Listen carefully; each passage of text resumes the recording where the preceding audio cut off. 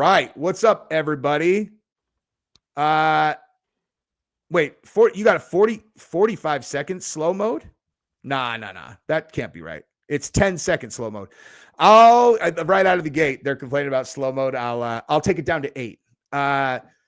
Yeah, so everybody, this is Chris Piehola. He is actually, you know what? I will let you introduce yourself. You'll do a better job than me. But and Nate is going to be on in about 90 seconds. Everybody, we're going to talk about the shooting in DC, National Guard, and then also a bunch of Epstein stuff. And Chris has extensive experience in the FBI, so he's going to be a great guest to talk about all this stuff. You're very kind. Thank you. And appreciate the chance to be here with you and your audience today, and Nate and his audience. I had been on with Nate before, so I hope his folks are willing to let me come back and spend some time with them.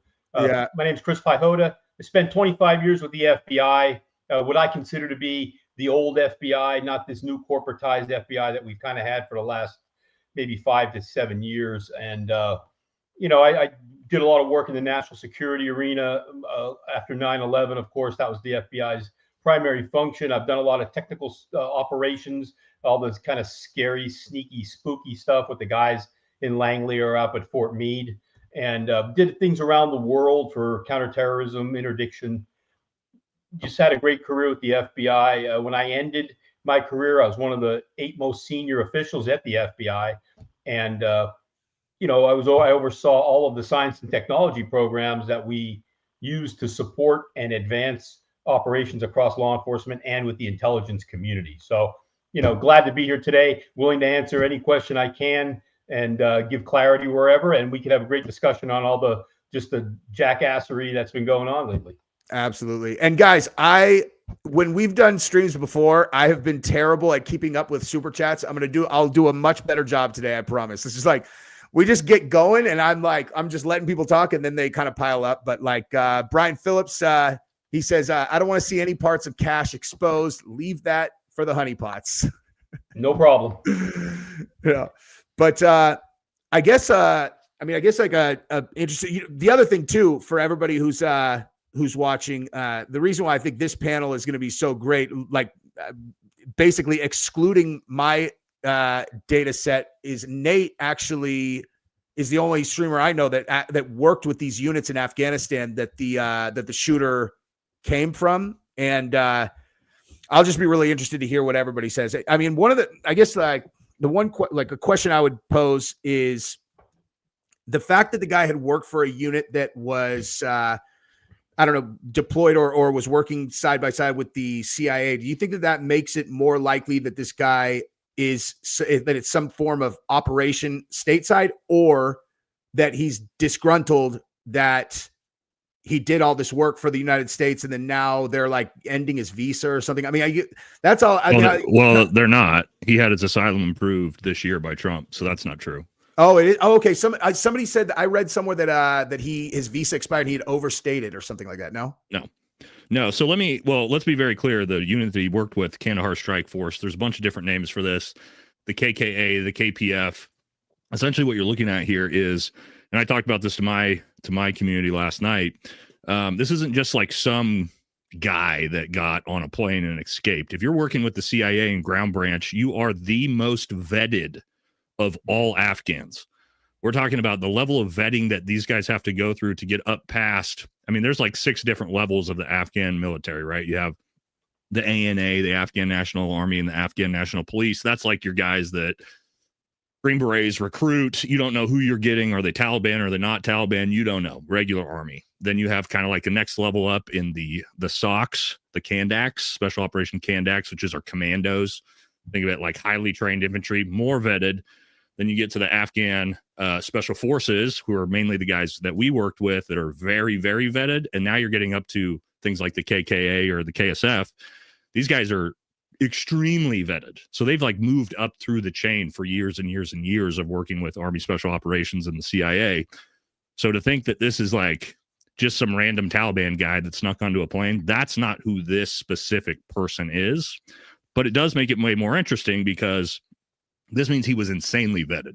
Like he was vetted by the CIA for very, very high side level missions and direct raids and all these different things on high profile targets and things like that. That's what they were using these guys for. So for this guy specifically to carry this out, it makes the story much more bizarre.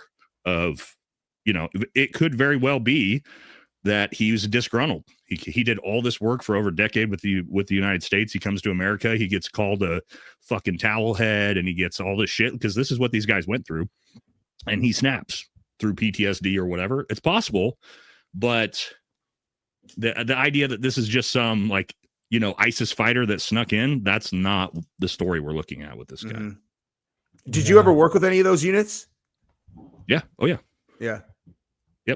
So they work with Army Special Forces, Green Berets, and the CIA. So all of those units do. What was your experience working with them? Were they tight, buttoned up? So the Army Special Forces guys, KKA guys, KSF guys, super squared away.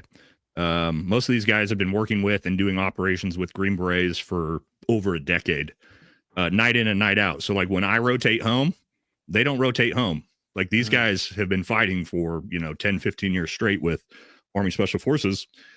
And I was talking to a couple of my Green Beret buddies, because we always hear about blue on green, you know what I mean? Which is Afghan nationals killing American soldiers downrange, or Iraqis. Most of that comes from the ANA, the Afghan National Army, the Afghan National Police, where it's very low vetting. You don't really know what you're going to get. I asked my buddies, I'm like, have you ever heard of a blue on green from an Afghan Special Forces guy or above, ever? And all the guys I talked to have said, we've never seen it happen, ever. So that's why this makes this even more bizarre for this type of guy. Keep in mind, this guy there's about 500 to 700 of these guys that worked with the KSF that basically all got exiled to either the UAE, America, or Europe, because they're basically the most wanted, the most wanted people on the Taliban hit list. So the Taliban want to kill these guys and their families more than anyone else because of the operations they've been running with the United States. So again, to my point is, that's the type of guy that we have carrying out this attack on two random National Guard soldiers in the street in Washington, D.C. It's very, very bizarre. Yeah. That was why, when even in the framing of, like anybody getting in front of a microphone and framing it like, oh, well, this guy was let in because of blah, blah, blah. I'm like, so what, we're not going to let him in? The guy fought for us over there for years. And if we leave him there, he's going to get murdered. And so is his family. Like you got to let him in. I mean, at least from my perspective, do you agree or no? Well, yeah, of course. And I mean, it was primarily Green Berets. I mean, we had, even guys like Tim Kennedy, right? That were leading the charge and getting our guys out, guys that worked with us night in and night out for over a decade. The problem is there's a couple thousand of those guys.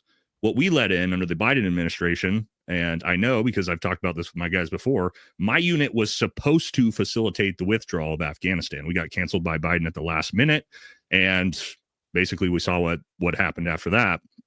And we let in like 150,000 people.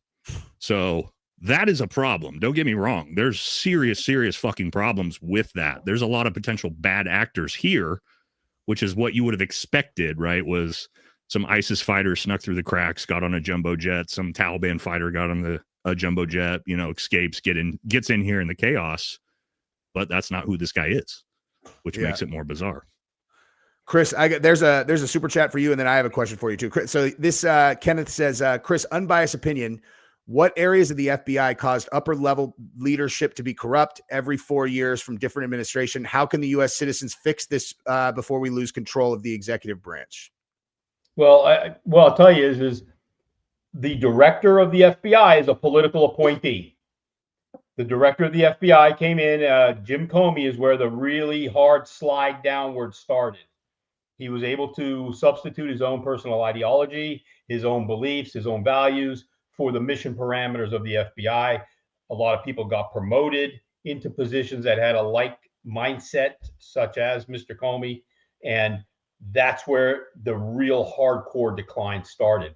It doesn't have to do with the administration as much unless they replace the director, right? The director has a 10-year term.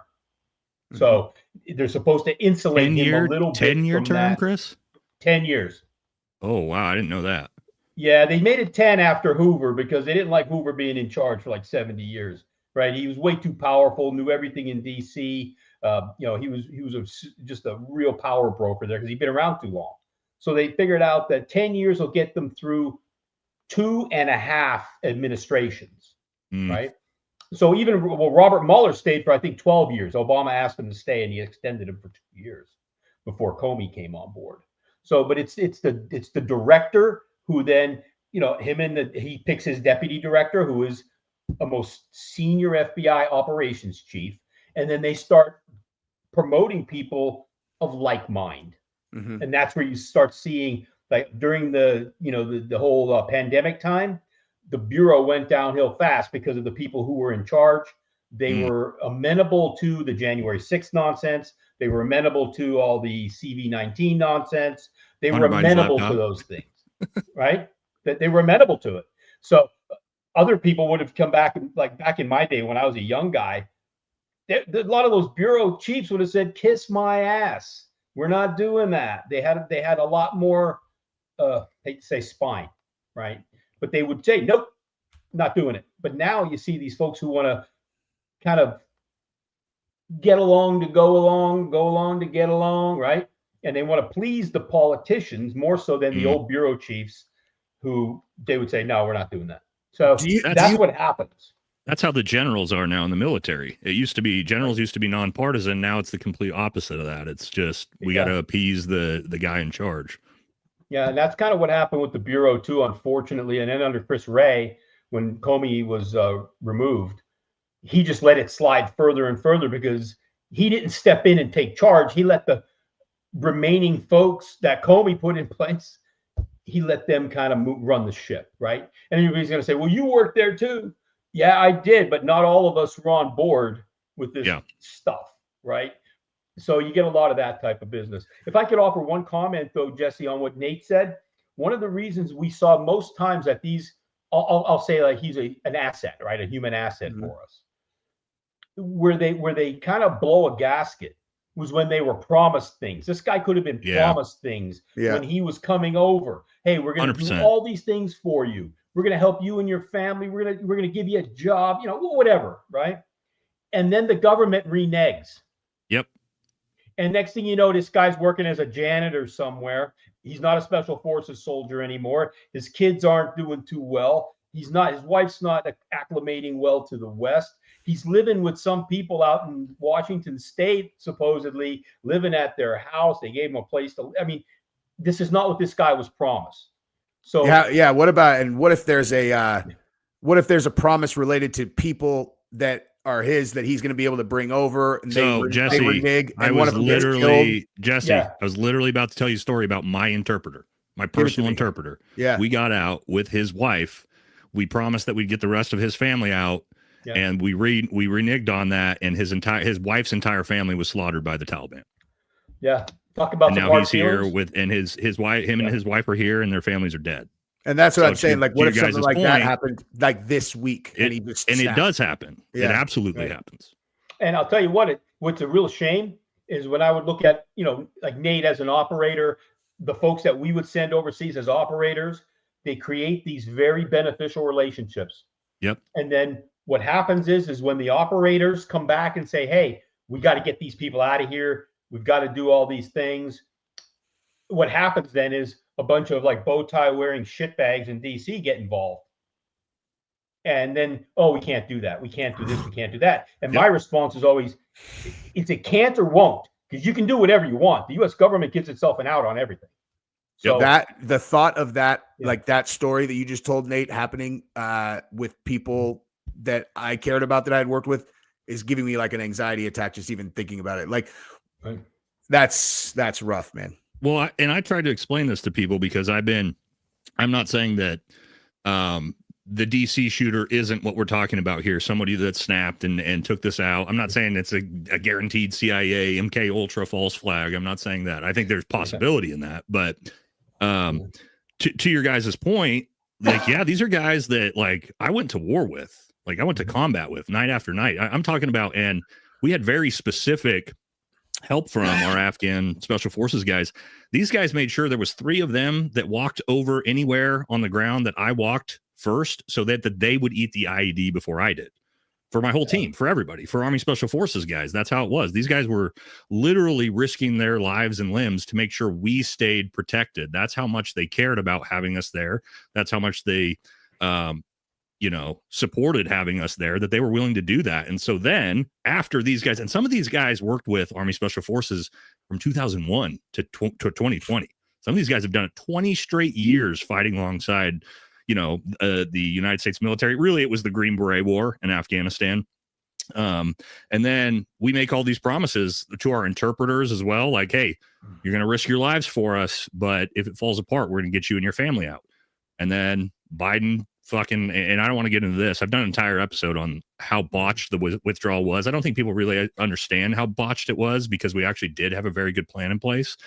Right. And we just threw it to the wind and we said, fuck it. And what we did was we canceled an entire special operations task force, which was I was a part of, which would have been 22 ODAs, 22 special forces teams that would have been in Bagram to facilitate the withdrawal. If you know anything about Afghanistan, the Taliban stopped fighting the guys with beards, which was us. When the guys with beards are there, they're like, we're out. No thanks. We're tired of being slaughtered. And so Bagram wouldn't have fell. Afghanistan wouldn't have fell while we facilitated the withdrawal. That all got canceled out of nowhere for no reason. And then, to your guys' point, all those promises we made to all of these guys we worked with just evaporated into thin air. And so we just said, hey, thank you for your service. Good luck. Go fuck yourself. That's what we did to most of these people. I just wrote recently online. It was a stain on the honor of this country, the way that withdrawal was executed. It was horrible. And who is ever going to want to work with us again? That's what I said last night on my show, Chris. Debacle. I said that exact thing on my show last night, Chris. It was so damaging, especially to Army Special Forces. Mm-hmm. This is what we do. We come in, we train, advise, and equip a foreign nation's resistance force or whatever, and then we're supposed to see it through. And what has the United States done over and over again? My dad was a Green Beret in Vietnam. You know what we did? We made the promises, we came in, and we bounced, and the Viet Cong slaughtered those people. Then we did it in Iraq, then we did it in Afghanistan. And so now think about Venezuela. Okay, let's say we need to invade Venezuela and we want to move in there with Green Berets and promise the Venezuelan people, if you rise up, fight alongside us, we promise we'll stick it through. What do you think the Venezuelan people are going to say? You think they're going to trust America or American Green Berets? They're going to go, no. We fucking saw what you did to Afghanistan. We're not fighting with you. And it's, to Chris's point, that's the downwind effects of that. Honestly, but even for just the way that I interpret this is obviously it's super important how we're interpreted for future, but just on a human level, that story makes me ashamed as a citizen of this country. And it takes a lot. I don't think I've ever even said those fucking words before, but that makes me ashamed to be American. That story right there. That's so fucked, man. People bleed and die for us for years, promise them that we'll protect their family. We leave them there for the fucking Taliban. It's one thing to promise a witness, something, whatever, but in war, they put it all on the line for us for years, and they trust their family's safety with our country, and then we fuck them. That's wrong. Not just wrong. That's, I don't even know, man. Well, it happens all the time. We promise to protect them. We promise to protect their families. And then we, as a government, renege, right? And then these people are left to fend for themselves in many times in a very dangerous situation. And I used to always tell my people, never make a promise that you cannot keep yourself. Do not depend on the organization to keep your promises. You will be disappointed, right? And I've watched it happen to people in the past, and it's disturbing when you see you've just created what you had was a vetted asset who now you've turned into an enemy, right? And it's just, and the blowback on this, there are going to be some people that are scrambling right now on this one. I guarantee you that they're digging up all the paperwork, all the fingers are getting pointed everywhere, and it's going to be who signed off on what, and a lot of memories are going to get real foggy, and a lot of paperwork's going to get lost, and this is going to be a debacle for sure. Chris, when you were in the agency, what did you focus on? Did you do a lot of anti-terror stuff? Yeah, after 9/11, everything was counterterrorism all the time, everywhere. Yeah, so I did mostly counterterrorism work for many years after 9/11, international terrorism, of course, your Islamic extremism and things of that sort. So that's where all the resources were, and that's where the focus was. Because as I said on Nate's show a while back, we had our asses kicked, right? And as a result, people lost loved ones, family members, friends, because we weren't good enough. So we really had to step it up. And I told people we were okay at many things. We had to get very good at a few things, and that's what happened after 9/11. So real quick, I gotta get caught up on super chats because I'm terrible at this. Sure. Kevin's View says, love the content. Former 11B here. What language did you speak in SF? Chinese Mandarin, which I used none of ever. So yeah. Wait, you speak Mandarin? Yeah, Chinese Mandarin. That's fucking badass. Not very well anymore. Not, I mean, I went to language school 13 years ago, so not very well, but yeah. Okay, we got this one from Liam James. Something that's a little bit off topic, but I remember you had Matt on and he hated when people would say African American or Mexican American because you are Americans. To remind, the first part is your heritage and the second is your home. Yeah. I don't have a problem with it either way, but I don't like the idea of like your allegiance lies in where you came from. That I'm not a big fan of. If you're like, for me, that's why I don't like dual citizenship, like not just for government, but for any Americans. I feel like if you want to move here and you want to be a citizen, you should be all in, because I'm all in. Like there's nowhere for me to go. Yeah. My wife's a UK I'm sure you guys citizen. are the same way. I'm sure we're all going down with the ship with America. Yeah. You know what I mean? So yeah, got that. My wife has dual citizenship with the UK, but it's like just some like ancillary, like it's like not a thing. It's just something that her mom, because her mom's from the UK, so she got it, and it's like I don't even remember unless someone that brings makes sense. Well, I'll tell you what, gentlemen. Hey, the whole American thing, we got to be Americans first, and I think that's how we've gotten to where our politicians and the rest of the folks who are the dividers have been able to wedge between communities, because we put that other identity first. Yes. And then America's secondary. If you want to be an American, we're all Americans. Let's be Americans. And if you're of whatever lineage or ethnicity, outstanding, be proud of it, but we're all Americans.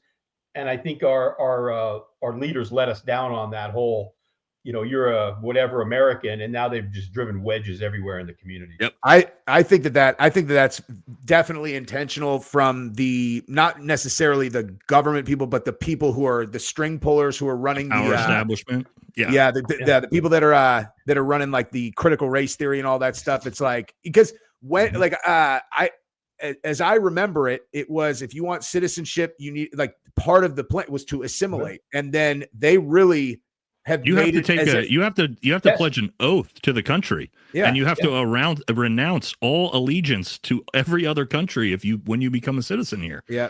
Well, yeah, take written tests and all kinds of stuff. Right. Yeah. There was a written test and everything. Yeah. Yep. It was a big investment of time and effort to become an American citizen. Yeah. It still is. And what they used to say is like the immigrants who got granted citizenship like knew more about the American government and history than your average American did, because to Chris's point, you actually had to learn. You had to learn about the Constitution and the founding fathers and the way our government's set up. So it may still be like that. I don't know. It is. Exactly. So Daniel, black belt at my jiu-jitsu academy, he's an attorney in Brazil. He still practices law in Brazil just to like pay the bills, but he saw what's going on over there, and he moved here. He loves America more than 99% of people who are born here in America. And he's he takes the classes. That's how I know all that stuff. He's almost there. And he was telling me that he was talking about how in a lot of the classes that he catches a bunch of like Marxist propaganda that's actually worked into the classes they're supposed to take. Right. And that he's really sharp though. I mean, like he's practicing attorneys, like he just, all that stuff that's going on in Brazil is wild. They've got that judge that like took over the country, and man, you look at that guy's pictures. Do you guys know who I'm talking about? That bald guy. He is a scary looking dude, man. Yeah, and a lot of when you talk about South American immigrants from Venezuela, Brazil, and from like heavily socialist countries are that way when they get here to America. They're like the ones that are like the most anti-socialist, anti-communist, pro-America people in the country because they fled that oppressive system. They know. They know. Well, I mean, hey guys, when I grew up, we had still the Soviet Union and all that kind of good stuff. And I miss them. I miss the Soviets, man. Because there were gentlemen's rules. You knew the game. Now we have, I think it was Jordan Peterson said, would you rather have one giant dragon or would you rather have 1,000 poisonous snakes? In your country, too. Yeah. And that's kind of where we moved to, where we had the Soviet bear. We kind of knew where we stood with them. And now we have this problem where, tell me how do we get to this point where we have people in the United States who are fighting for socialism, which is an on-ramp to communism? How did we get here? Propaganda through the universities. The universities. They took over the schools and they took over the media. Yeah. And Nate, you and I talked about this back in your UW.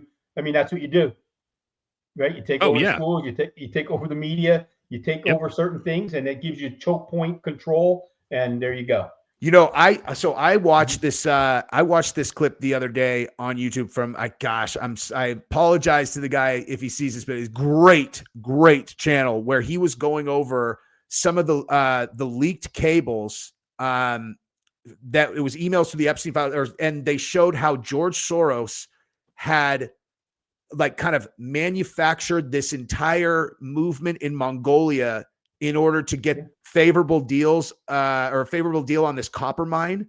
And when he lays it all out and you see exactly how he did it, and then you realize how he's operating here, and it's like, this is not even complicated to even understand how he's doing this. Like, it's like when it's just laid out that way and it's so bare exactly what he's doing. It's like,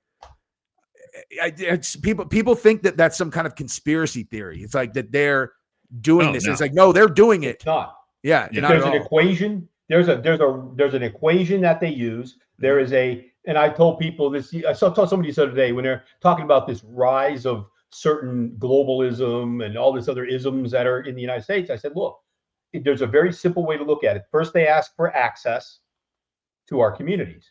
Then they ask for accommodation. You have to accommodate my cultural needs or whatever, my religious needs. And then once you give them accommodation, they start making demands. And then you start acquiescing to some of these demands, and then they seek to dominate. Mm-hmm. And you can see it happening in the United States, in Minneapolis. You can see it in New York. You can see it in other places where we've allowed these groups of people to aggregate. Then they start voting each other into office. And then you have a situation where somebody can run for office in the United States and not speak one word of English in their whole political pitch. Yeah, and I talk about that all the time. It's the refusal to assimilate to American culture. Yeah, that I think is a big problem. So, like I've said, I don't care if you're black, white, Christian, Muslim, Jewish. If you assimilate to American culture, but to Chris's point, that's not what's going on in Minneapolis. You have Somalia basically just moving into Minneapolis and setting up little Somalia. That's not assimilating to American culture at all, and that's a big problem. For anywhere you're seeing that in America. I agree.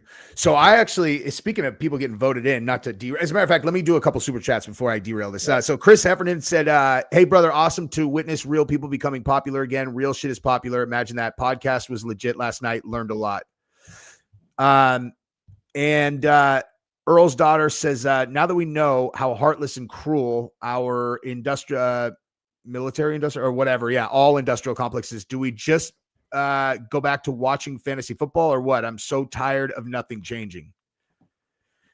If I was going to just speak on that real quick, I think that that stuff is so deeply ingrained in the process that we run our society that it's like, I wouldn't even know where to start if I was the Caesar of America, because you're talking food production, you're talking about drug production, you're talking about like critical things that everybody relies on. And the people who run those are this tiny little group.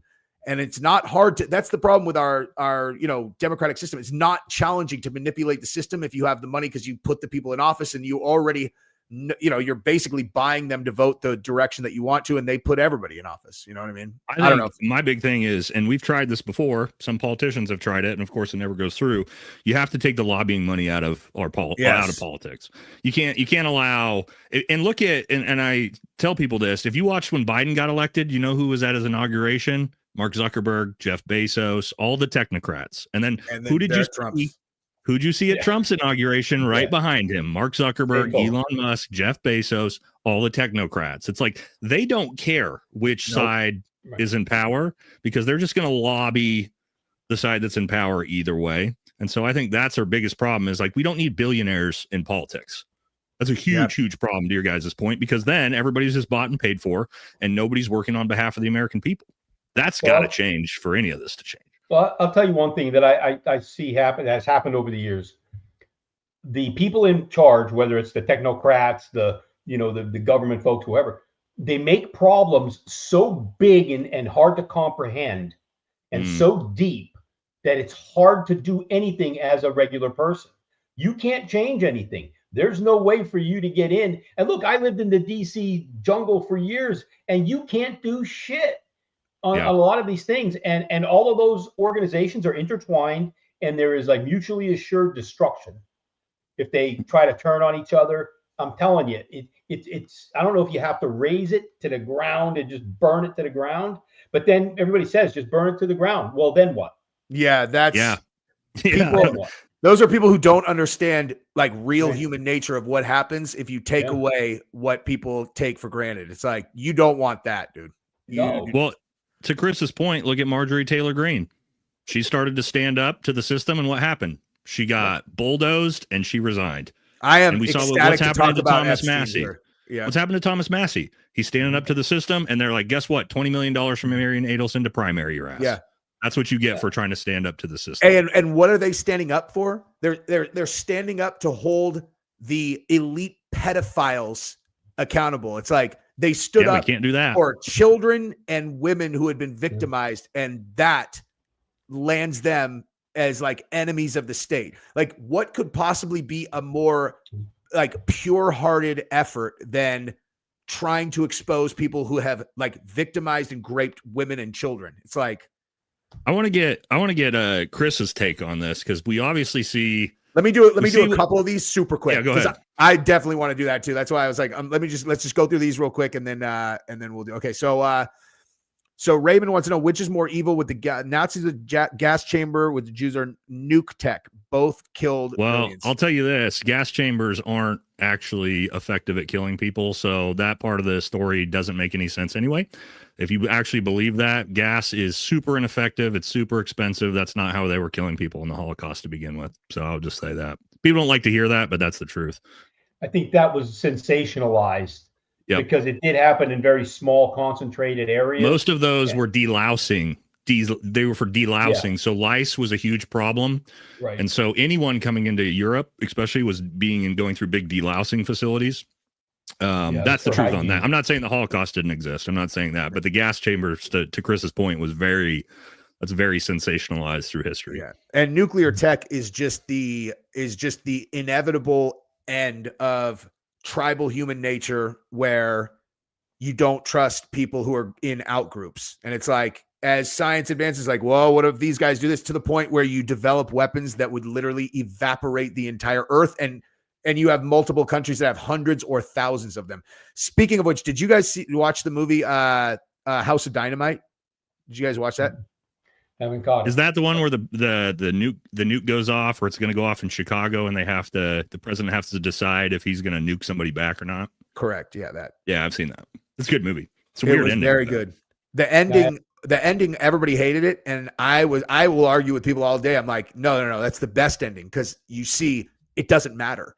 Makes no fucking difference. It doesn't show what the president's decision is, if he's going to nuke somebody back or not. He just goes into a bunker, and that's all you get. Yeah, and it's because you realize, you're like, our society is fucking over either way. Like, it's done. Like, just the one ICBM, and it's all over. You know. That's why I mentioned earlier was the that whole concept of mutually assured destruction. Yeah, that's what we had with the Russians. Yeah. Yep. Yeah. We had that bipolar. Hey, you launch, we launch, everybody dies. Yeah. And it actually, I mean, there was a lot of proxy wars going on in the Cold War, but it actually stopped World War III from happening. Interestingly enough, it's one of those things that, like, thus far, nukes have been a nice insurance policy where superpowers don't go to war anymore. And it's like, look at all the peace we have, unless at some point they go off and then everybody dies. Now we just do proxies around it. Yeah. You know what I mean? Yeah. Nick, it says, Nikki Navy says, I know American citizens, you didn't know that New York was a state and thought Georgia was in the Midwest. I've seen those videos too, dude. Like, where they ask, they usually are just like dumbbell, 25-year-old white kids, and they're like, hey, do you know where this is? They're all, no idea. Or like, name 3 countries, and they're like, Africa, Australia, and then they'll be like North America, and you're like, ooh, that's rough. Well, and that's crazy. They skip the geography. They skip the geography for Marxism. They're teaching them Marxism instead of geography. Yeah, that's not. You're not wrong. Yeah. Martin Exotics says, snowing here in Indiana, but making chili while watching this. Chris, 19 million or 17 million? Oh, wait, 19M or 17? Yeah, 19M. Absolutely. He's talking about the Glock pistol that was made for the Bureau. The Bureau went for it. They had it made for the FBI, called it the 19M. Now it's the Glock. It's the current Glock Gen 5. Yeah, 19, that's what we had in Glock 19 Gen 5 was our duty pistols too. Yeah, 17 is an enormous pistol. I like the 17. I like the 17 myself more because I have really big hands. I was gonna say you're a big boy. Yeah. Hey, but you know what? They're both great guns. But I carried the M. I liked it. Yep. So Glock. If you want, I tell everybody out there, if you want just a standard concealed carry to defend yourself weapon, get a Glock 19 or a Glock 17. Don't do any modifications to it. Put a red dot on it. Leave it at that, because that gun, I don't know if I've ever had my Glock 19 jam or malfunction in like 5 years. So Nate, I have never, since the late 90s of shooting Glock pistols, have had a misfire or a stoppage of some sort. Never, not once. Yep. They're so reliable. I carry Glock 43X, and I bought this huge box, like 1,000 rounds of this ammunition at the range that I go to. And I was getting failures to feed on my Canic, on my, basically I had like 4 other pistols, and I was getting failures on all of them. And the Glock just ran it. Like, and I mean, like, every other pistol was jamming on these shit ass rounds, and the 43X just ran them all day long. No, can't complain. Okay, so Run says, I'm torn apart, 33 years old, 5-year veteran, been a patriot since birth, having a father born in 1940 in Latvia, growing up in immigration camps from 4 to 13. I have no idea what's what anymore. Yeah, dude. I mean, things have changed a lot. Raymond says, what I'm getting to, if we blame Hitler, then why can't we blame Epstein and Oppenheimer? He's talking about Einstein and Oppenheimer for the nuclear weapons program. It's a fair point. Yeah, I mean, United States. Yeah, I mean, here's the thing with Hitler. He was trying to get a nuclear weapon. Yeah, that's why we built it. Right? Yeah. We beat him to it. But the fact that we were able to use those 2 nuclear weapons instead of assaulting the island of Japan saved lives on the long-term end of. Nate, think about it. You're rolling up on the island of Japan. People there, they still had the warrior culture. They would have all. Oh yeah, I lived in Okinawa. It would have been a bloodbath for years. If you think, and Okinawa was a bloodbath for everybody. That's one of the islands we actually took by force, and I mean that was nasty. We lost tens of thousands of guys just on that island itself. So that's one of those. It's one of those interesting moral quandaries, a hindsight quandary, right? Where you say, was dropping the atomic bomb worth what it was for, killing all those civilians? Well, I don't know. We can't see what the future was without it. Right. Could it have been that 1 million more people would have died on both sides? Probably. I think even more. Because my dad said this to me one time, and like, this is, I went through a phase of anybody who watches my stuff consistently knows, like, I've shared this. Like, I went through a few years of such kind of demented obsession with nuclear weapons because I just couldn't wrap my brain around, like, how does it never happen? And just the scale. Anyway, but my dad said something to me one time that I thought was one of the most insightful things I'd ever heard anyone say about this topic. Was he was like, it's the fact that we dropped the atomic bombs on Hiroshima and Nagasaki is the best thing that could have happened, because that forced the human race to see what these things actually did in practice, so that when you're building these, thermonuclear 5, 10, 15 megaton bombs, it wasn't hypothetical. Like, you actually saw what one of these tiny little 13 kiloton bombs did. And it probably kept us from ever having an exchange. Because if we would have just done the buildup, no one would have ever seen those things actually used on those cities. Then you may have had a much, much, much bigger exchange. And I'm like, dude, that actually lines up, Well, think about this. The bombs at Nagasaki and Hiroshima, tiny. They would be considered tactical nukes today. Yeah, they're tiny. The thermonuclear bombs that we have now are just orders of magnitude more powerful.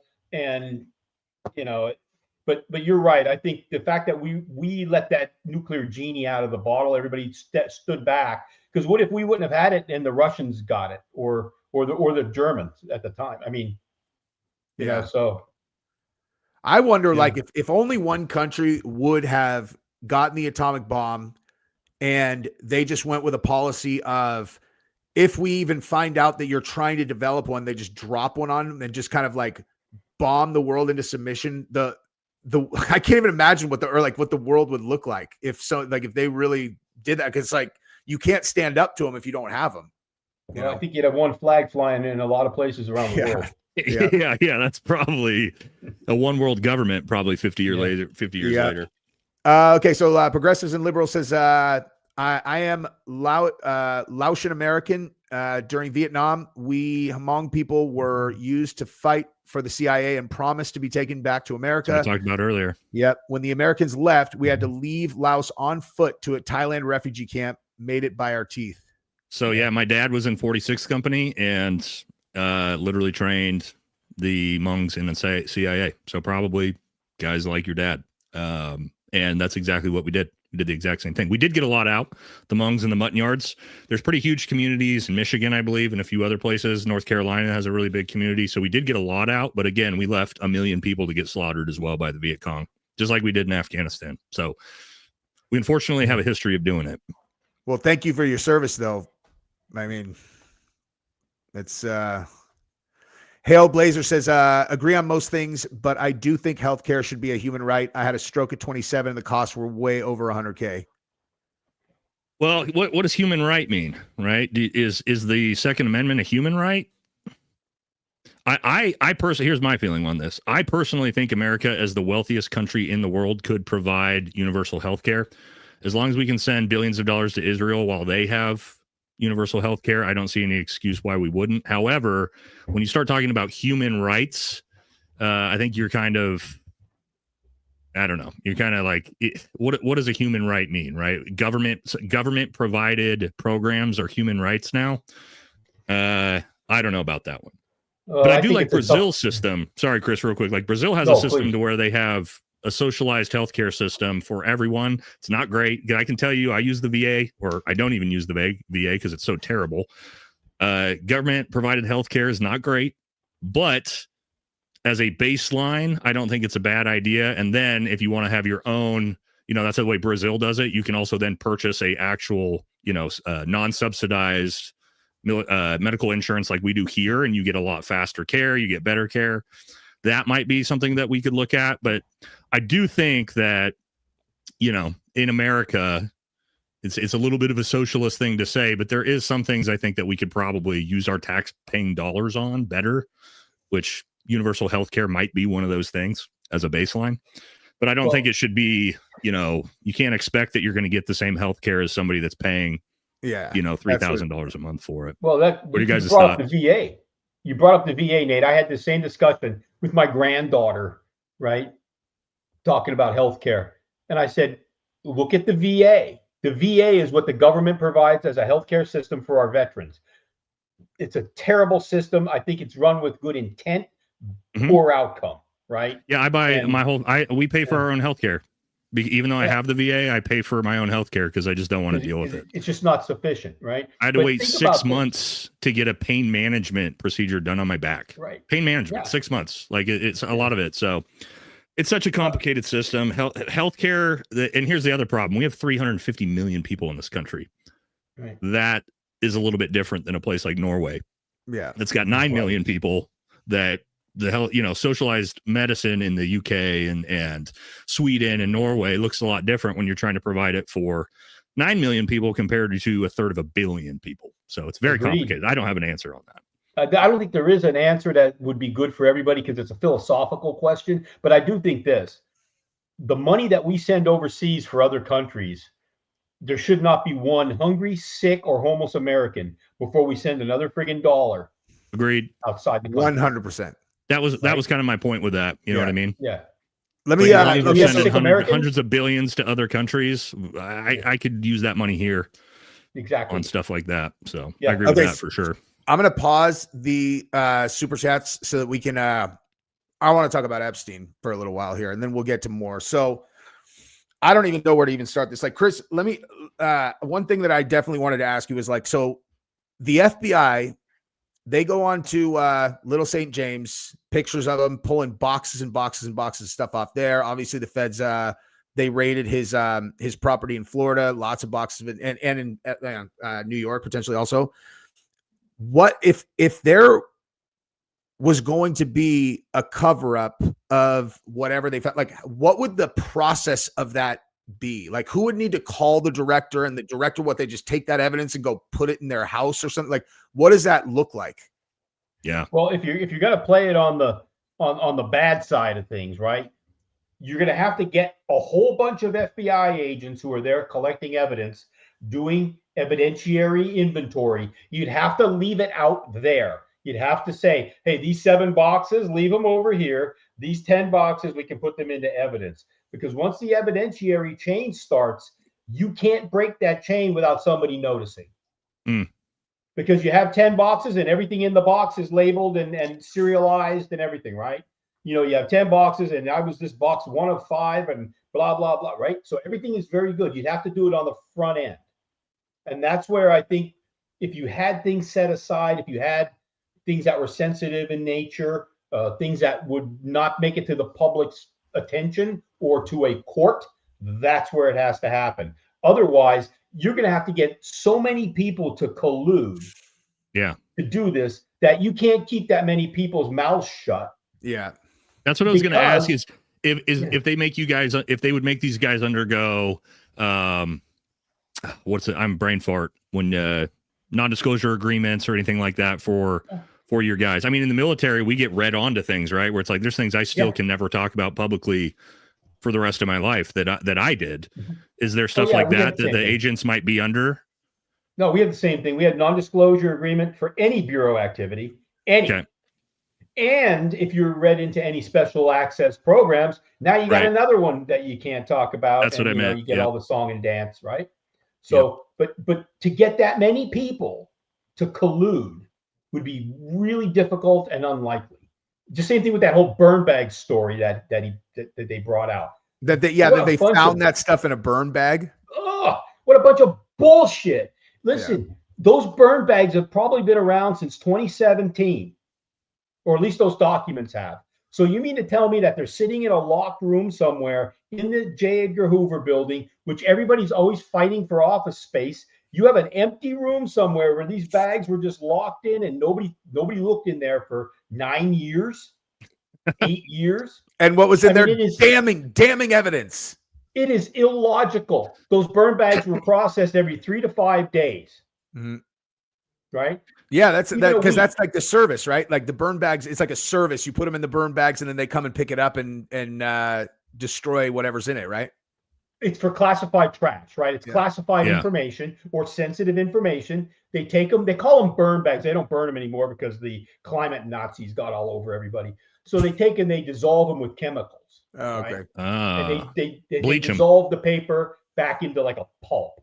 Yeah. So where it's not, you can't ever recreate it, right? Because we actually had stuff we could recreate shredded documents. People didn't know that, but we. Oh yeah, yeah. Wow, Chris, I wanted to ask you about this because we're all very aware that this is two administrations, one left, one right, that both did not want these files to come out. Everybody kind of wraps their head around why. Here's been my theory and a lot of guys' theory, kind of in our space, is that what I think is it doesn't have to do with like maybe Trump's in them, Clinton's in them. I think that's low hanging fruit. I think the people in them are low hanging fruit. And I think what it is when you're talking about we can't let anyone know about our sources and methods on all the high side stuff. And so what it just seems to me, and the evidence points to, is that what they really don't want Americans to know is that our own government intelligence agencies, the CIA, NSA, Mossad, MI6, were essentially either complicit at a minimum in knowing about Epstein's activities or directly involved in human trafficking of children to potentially blackmail foreign governments, foreign officials, our own politicians. To me, that seems like the real thing that they do not want to let us know, is that our own government was complicit in these activities, more so than they care about individuals getting popped or exposed. What's your thought on that? That's what seems like to me makes sense, what they're really trying to hide. Agreed. I agree with you on that. I think that there's more of a intelligence function that they're trying to protect. I actually told some congressman one time, I said, do you think that if we found information that allowed us to leverage other countries into things, that we would expose it to the American people? That will never see the light of day. That's exactly what I said. Yeah, it's over in Langley somewhere, and they gave somebody a call, and they said, hey, we're your new best friends, right? That type of thing. And it's never going to be seen. We're never going to get anything. And people should and it's almost childish to think that we should see all of those things. Here's another one. What if you get a bunch of really big time, like drug cartel bosses that are over there, doing what they do with the kids, right? Be frowned upon probably, but we now have them, and now we're telling these guys, hey, now you work for us. Well, that's what I was just going to say, Chris, is like all of our blackmail around the world, and this is kind of gross to say, but all of our blackmail around the world evaporates overnight. If we've got blackmail on the Saudi crown prince and it goes public, that's not blackmail anymore. No, we lose our leverage, right? Yeah. And you don't want that, because now you have generational influence. Yep. Hey, if you don't do what if you don't do what we want, we're gonna tell your kids. We're gonna implicate somebody else in your family. I mean, it's a dirty game, right? So I think that it's more about the strategic value of something like that. Yeah. And here's another thing: you don't have to agree with it, Nate. You don't even have to concur. You can just pose no objection. Those words come up a lot in meetings. We pose no objection. That doesn't mean that we said we like it. That doesn't mean that we said we're in, but they pose no objection. That's what I mean, being essentially complicit in it, we weren't participating in it, but we knew about it and we just went, okay. Yeah, exactly. Right. And then, in the government world is like, hey, we never agreed. You pose no objection though. Yeah. When the whole thing first started, that's exactly what I was saying. Is I was like, look, put yourself in the position of someone who had compromising information on fill in the blank person who can wield power over a large area. It's like that leverage, their power is your power. As long as you hold this information, the second that this gets exposed, it has no value anymore. It's gone. And the person who you could have exerted their power at your own whim is now not even in power anymore. And it's a complete question mark who's going to be in there. And so, that was for me as an American citizen, though. I'm like, I don't give a fuck. Burn them all down. Let all the leverage go. Show the world how it works. But I'm also not naive to think that our own government is ever going to allow that to be seen. Like the government, Chris, I say the government's not about to tell on itself, willingly. You know what I mean? That's it's just not going to happen. Especially when it comes at the expense of little girls. That's my issues. That's why I'm like, I understand. And also no, you know what I mean? It's because if the implication is that we are sacrificing little American girls into this in order to create leverage on people, I'm like, no. Every American says no way, but we're not going to know. I think what we're going to get, and I don't know what you guys think about this, I think when the files come out, we're going to get low-hanging fruit. We're going to get some billionaires, some actors, a magician, a couple politicians, famous people, a Kevin Spacey, so that the American people can go and, they'll perp walk them probably, and we'll show accountability. And then the American people can go, the normies can go, yeah, we got them. We got accountability. And then they'll bury it and we'll move on. And things will continue as planned. That's what I see coming once the files come out. That's what you got with Prince Andrew. You're an optimist. Yeah. Oh, I'm an optimist. Oh, God. I love it that you're an optimist. You think we're going to get less than that? I think we're not going to get jack shit. Wow. I think you're going to get a bunch of nonsensical documentation, redacted documentation, which is going to make everybody unhappy. And here's the problem I see with it.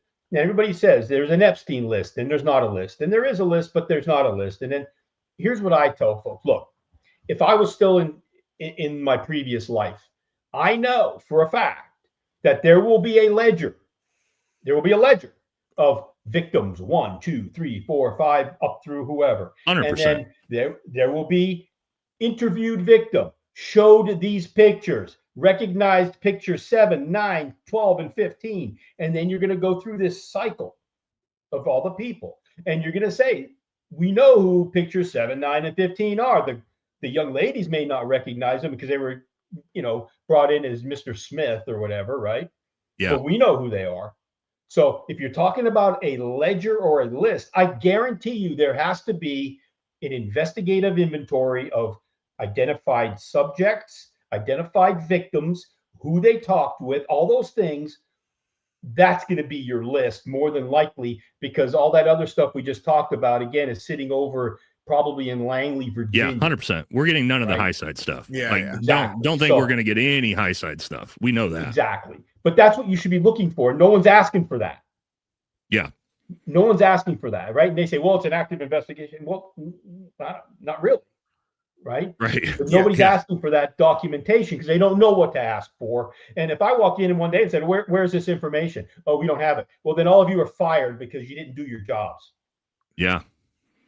Yeah. So, well, and I've already seen there's reports coming out that the FBI has already redacted 300 gigabytes worth of material. So it's like, to your point, Chris, like what do we, and Pam Bondi said before they went whoopsie, Pam Bondi said 10 months ago, that there's thousands of videos and photos showing these men 10,000 hours graping these women, these young women and these children. So, and I bet you we don't see a single one of those.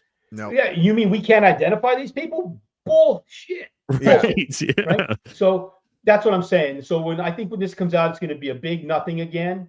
And I think it's going to be, and again, I love it that you're an optimist, Nate. Maybe they'll give up a couple of guys who are deceased.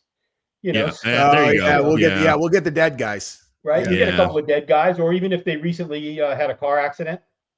Right. Yeah.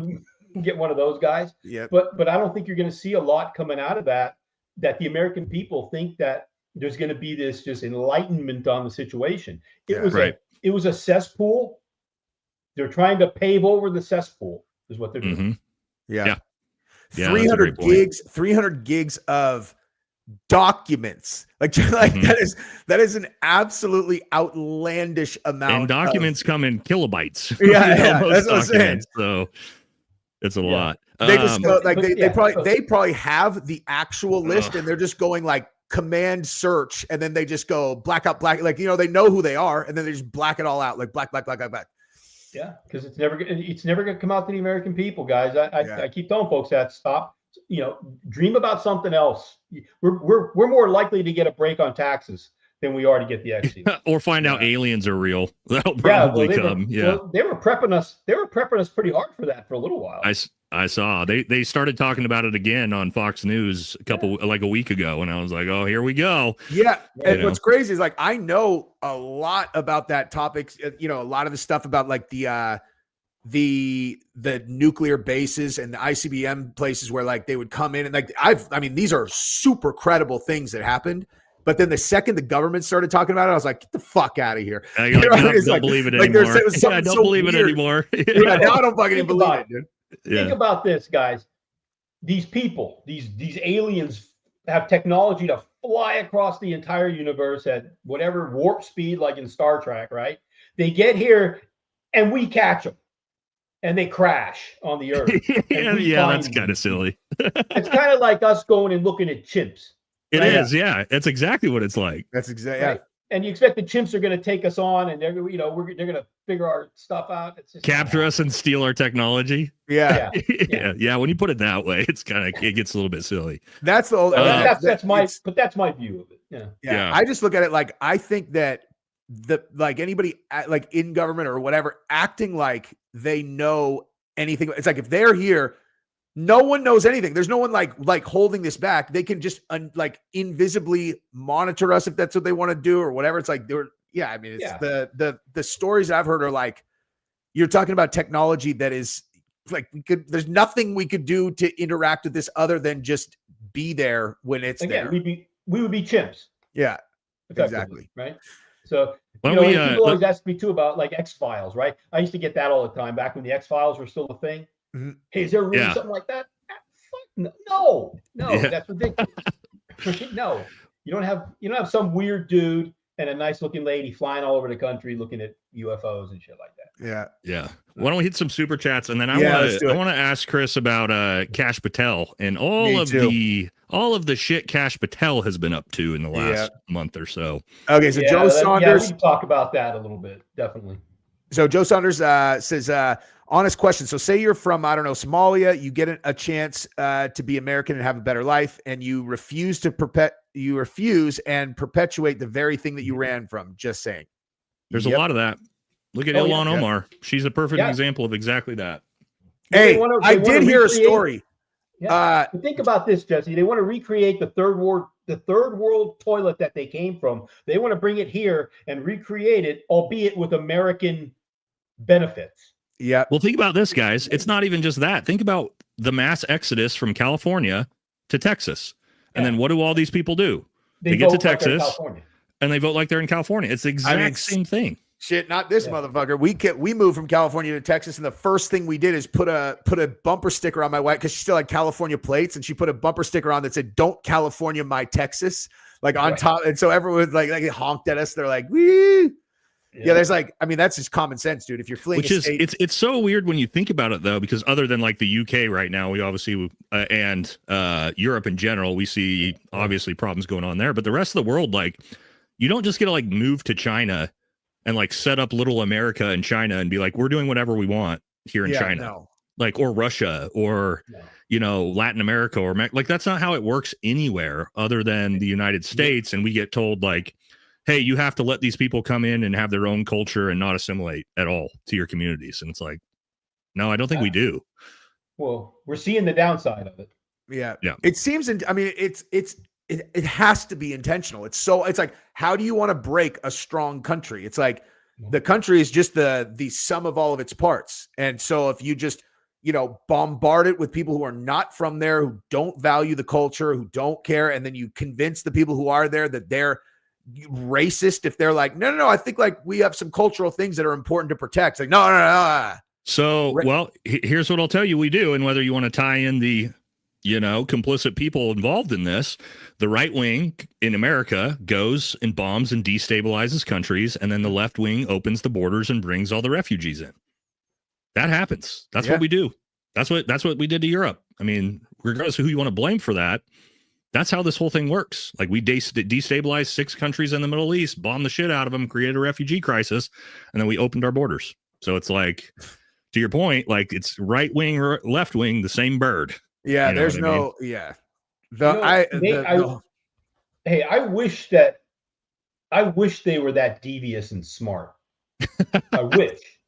I think it's just a collection of ego-driven screw-ups over the years where, like you said, somebody said that I saw it where they said, well, I'll skip it for this conversation, but I think it's like this hubris that we have, that we think we can go places and make other people think and do like we do. Oh, and then we create these failed states, and then we get an attack of conscience, right? And then we say, oh, well, we went over there and screwed everything up. Now we got to bring them here and let them live like Americans.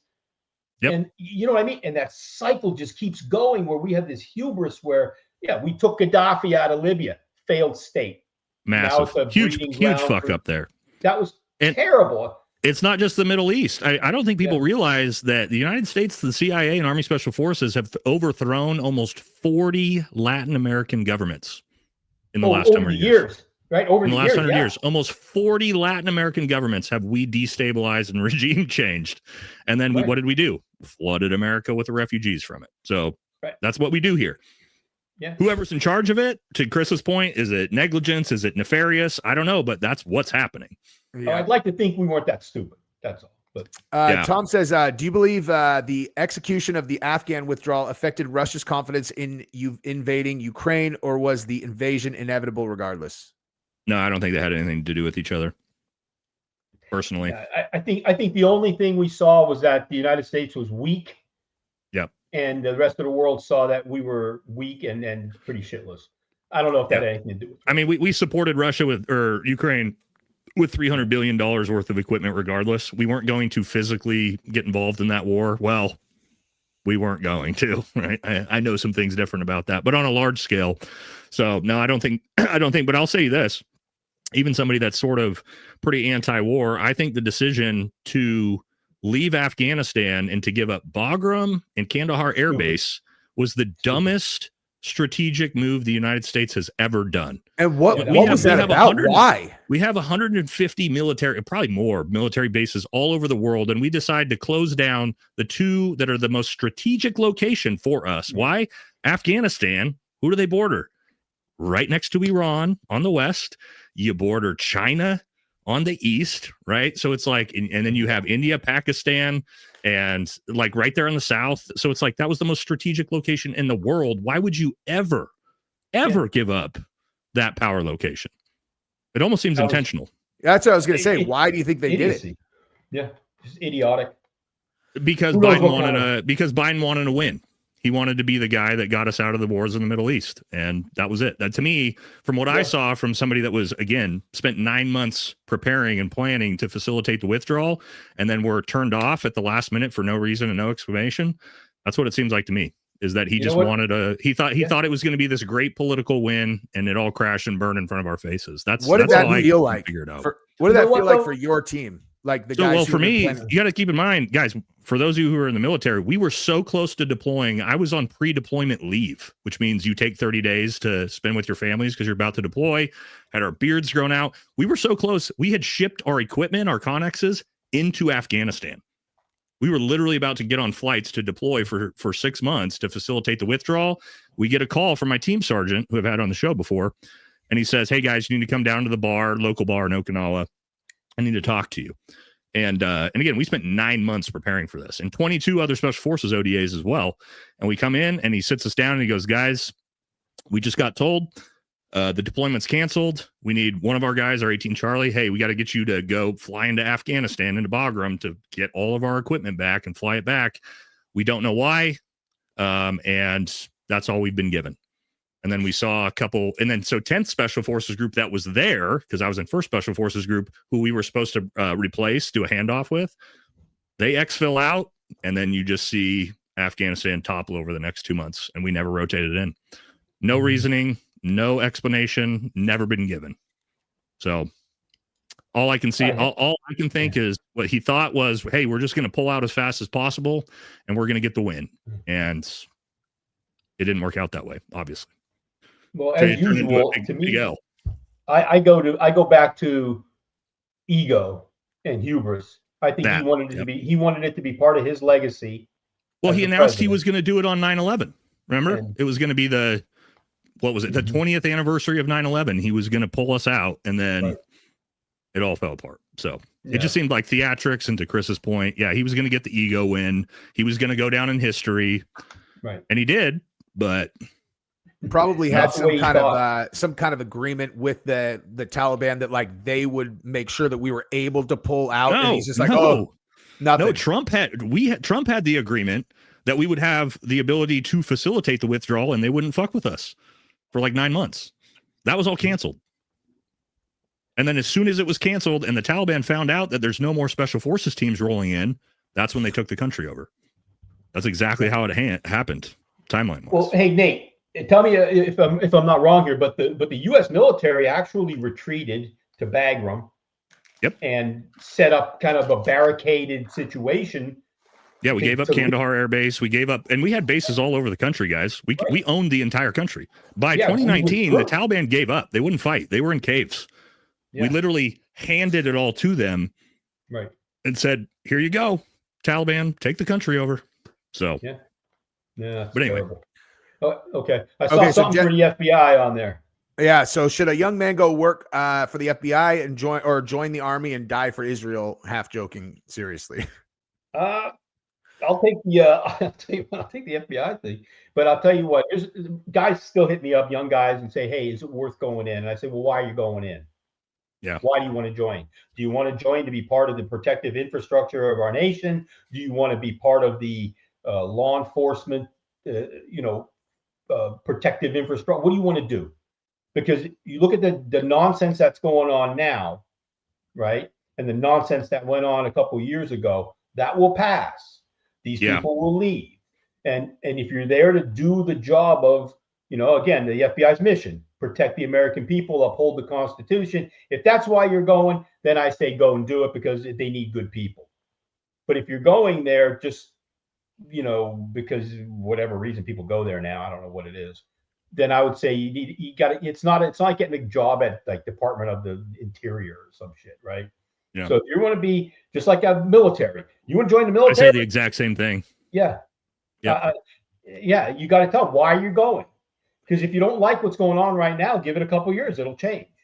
And to Chris's point, and I tell young guys, I mean, you join the military, a lot of us, will end up doing 20 years. You got to imagine how many different administrations and political people, like the left's in charge, the right's in charge, the moderate's in charge. Like the ocean's going to sway back and forth. And I'm sure it's the same way in the FBI, Chris, is like, you're going to have Obama in charge and a Trump in charge. And if you're there for 20 plus years, like you were, you're going to be on the waves. Right. So if you're in there for the wrong reasons, you're not going to make it.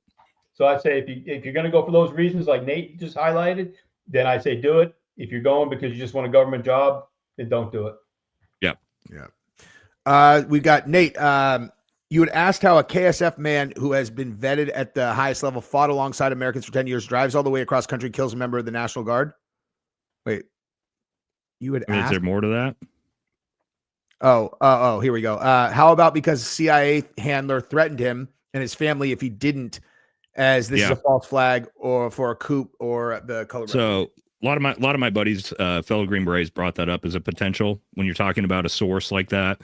There's possibility in that. Again, I don't know. The CIA high side stuff, man, that's a lot sketchier than what I dealt with. We were pretty straightforward, even at the Green Beret level of, not doing shit like that. But, I don't know. I wouldn't put it past, that type of situation where if the CIA decides, hey, we need this to happen and we're going to threaten them. But I don't know, man. Again, anytime the CIA is involved, my eyebrows raise. But that doesn't necessarily mean that that's what this is. There's no guarantee this was some false flag. I will say the timing and the context of the attack are very, very suspicious to me right now, with, again, all the Islamophobia drum up from Zohran Mamdani winning and Dearborn and all these things. And all of a sudden, after no terrorist attack since the Boston bombing, for the most part, all of a sudden this gets carried out by a CIA asset. Yeah. Suspicious, but that doesn't necessarily mean it's a false flag, right? So I'd say we're just going to have to wait and see, but we're not going to get any better information that we have out of this anyway. So, yeah. I think it's good fodder for the internet, though, to kind of look into and make assumptions on. But I think Nate's exactly right. We got to let this mature a little bit. I actually said this I was on a show, and I said most of everything you hear in this situation at first is going to be fragmentary. It's going to be emotionally charged. And it's going to be incorrect. Yep. And that's just from handling situations like that over decades. I've seen it all happen. Terrible situations. It's all just people losing their minds and everything. And then a couple days later, and they're going to talk to this guy. They're going to say, okay, look, what's going on? And we'll start finding some things out if they let us, right? But there are things that I think are going to come out here shortly, and we just have to wait. But I will say, they are not going to let this crisis go to waste. Whether this is a false flag or not, it does not matter, because you're already seeing it. You've already seen the announcement. All Afghan refugees will be looked at to be denaturalized. We'll say all immigrants from third world countries looked at to be denaturalized, right? 500 more National Guard troops to be deployed to DC. So you're seeing the immediate ramifications of this, which make you think is like, okay, this is exactly what would happen after a false flag. But at the same time, people in power, and I'm sure Chris knows, like, they're not going to let the crisis go to waste. No. Regardless of whether they knew it was going to happen or not. Negative. Yep. This is an opportunity in the chaos. There was a movie, I think it was, did you ever see Sicario? Great movie. Oh, yeah. There was a second one where that guy, Josh Brolin's character, says, somebody asked, well, what are we going to do about this? And he said, we are going to spectacularly overreact. Yes. Right. And that's what you're going to see here, and the rhetoric and the BS and all the, you know, just people in DC are blaming everybody for everything now. And, you know, it'll settle down, but you're right. I think you're going to see them push a few agendas forward in the chaos. Regardless of false flag or organic, they're going to take advantage of it. Never. What did Obama always say? Never let a crisis go to waste. Never let a good crisis go to waste. Yeah.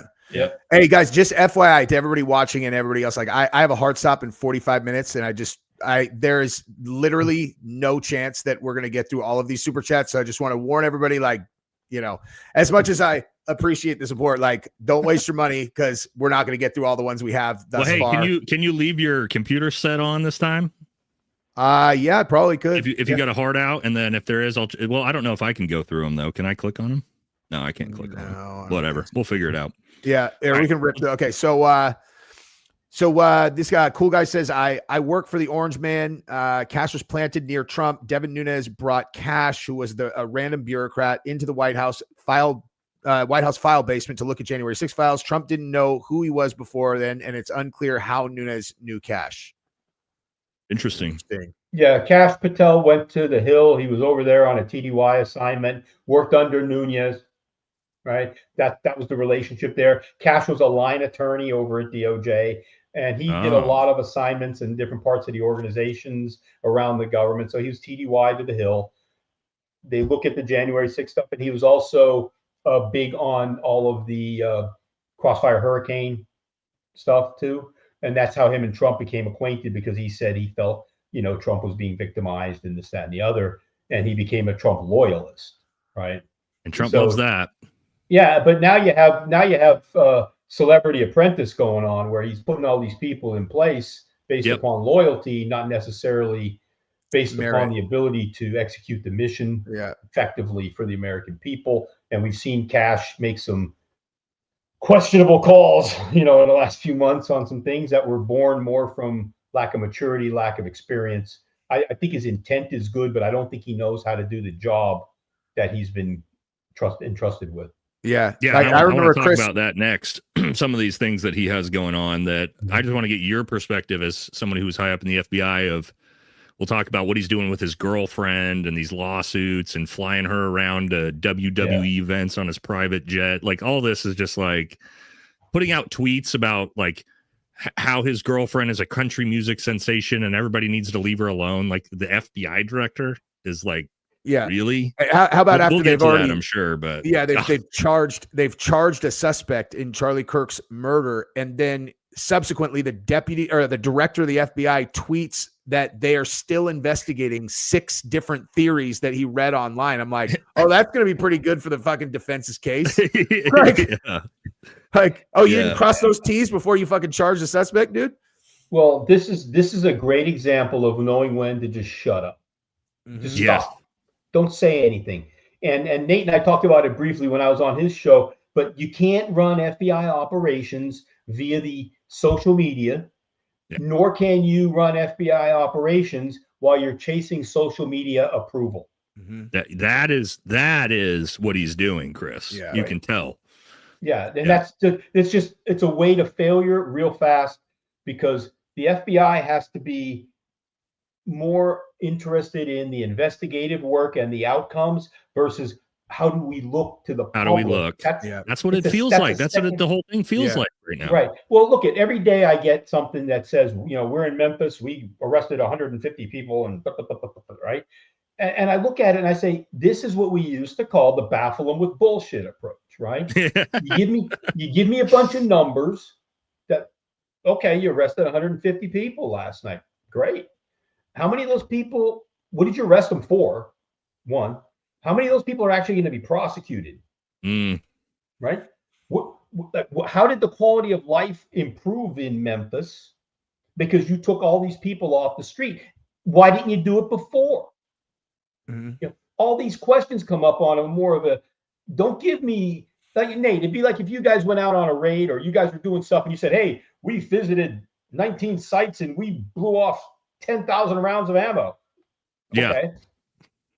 Yeah. What was the mission? What was the mission success from that? Yeah. Exactly. What happened? Right. Yeah. And that's what I find that they're doing now is that they're putting this stuff out in the name of transparency. And I'm thinking, how about instead of transparency, we give people some context on, hey, you don't have to tell them sensitive investigative stuff. But what you can tell them is, hey, we're in Memphis right now because we have a serious gang problem. The locals are overwhelmed. We got to get some more resources in there. We bring federal authority and resources. This is what we're going to do to clean up certain areas around Memphis. We're not going to tell you where because we don't want to forewarn the adversary, right? But you can tell people stuff like that. But instead of just showing up and every day I see, yeah, we arrested another 18 people today. Like, okay. But I saw one the other day. They were like, we arrested 100 child traffickers. And I think that's the only thing they said with zero context of like, who are these people? Can you show me their photos? Are you prosecuting them? Because I never heard anything after that. Well, he dropped a headline from your Twitter. Yeah, that's what he does every time though. Like in the interview that I just was looking at, and she asked, she's like, should the American people, expect more to come from the Epstein case that they're demanding, something like that? And his answer was he started dropping statistics on how much fentanyl they've seized. And I'm like, what the hell does that have to do with anything? No, and I think that's great. But see, again, right. if I was sitting in a room with a bunch of the Bureau folks, I'd say, all right, folks, why weren't we doing this before? What aren't we doing that we're out there chasing corner drug dealers? What aren't we doing that the Bureau should be doing to protect the American people? Because that's a zero-sum situation. I take agents off of counterintelligence or public corruption cases or take your pick, and I have them out there chasing nickel and dime bag drug dealers. You know what I mean? What do you want, right? Yeah. And I think that they're misusing some of that resource also because FBI agents are not street cops. And every time Kash comes on and he says, we're letting good cops be cops, first of all, the agents roll their eyes because they're not cops, and the cops roll their eyes because agents aren't cops. Yeah. And, you know what I mean? And there's different roles there. And when we would work with the police, we would show up and say, hey, they own everything. We're here. What do you need? And sometimes they would sell us, can you please take this over? We can't do this. Okay, we got it. Right? Yeah. That's the relationship. And if they want to be in charge, hey, we're in. What do you need? We'll get behind the push. Right? Yep. But he's trying to get out there in front and get that social media, going. And he tell me this, every interview, how many times does he have to mention under the leadership of President Trump, under the leadership of this, under the leadership? It's like, I don't care. Aren't you supposed to be nonpartisan, dude? Yeah, exactly. At least they used to hide it better before. Right.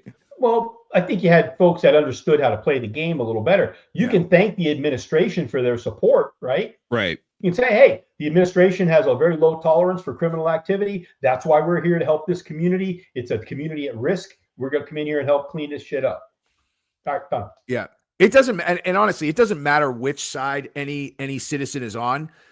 Even anyone with a brain should recognize that the second that you just take for granted that institutions of the American government are going to be partisan to whatever administration's in, that weakens the entire country, like in a really serious way. Like there have to be things that people can rely on being impartial, and there aren't now. Well, the biggest one for me is like I say, it's not just Kash Patel; it's this entire subset of the administration. Look at Pam Bondi, the Attorney General. I mean, think about Bill Barr. Bill Barr and Trump went at it because Bill Barr constantly would be like, "I'm not fucking doing that, dude." Yeah. But now you have this like mouthpiece of like, "Hey, you know that she's just there to yap whatever Trump wants her to," and then like Pete Hegseth, Secretary of Defense.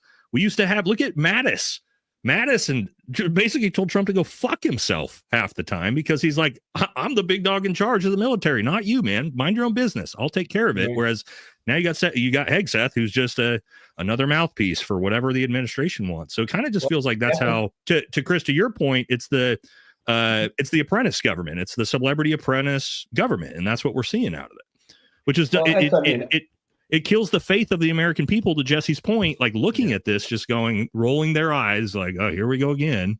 But Well, and even if you're on this side, I'm sorry, go ahead.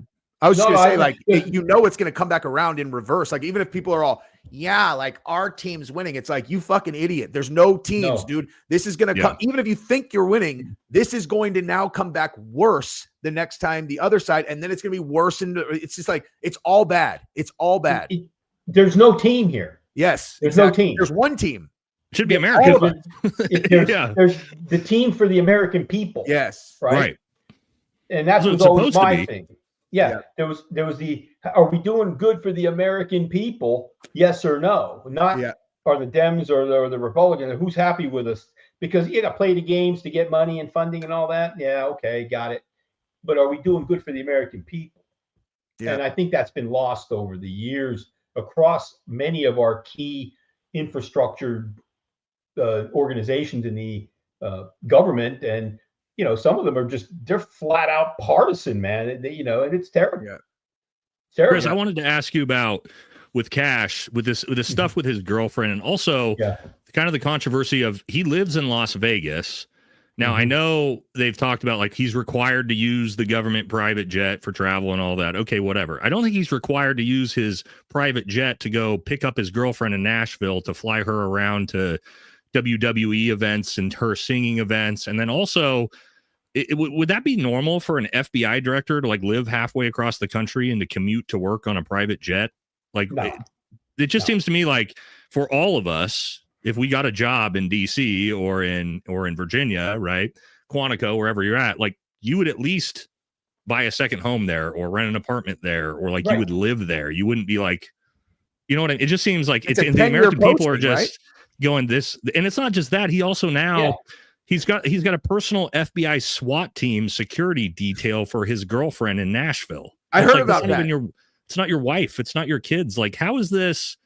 You're to me, it's like you're the FBI director, and all of this just seems so unprofessional. What's your thoughts on that? Agreed on the substandard professionalism. Also, it's a lack of maturity, I think, to not know how that appears outside of the station that you hold, right?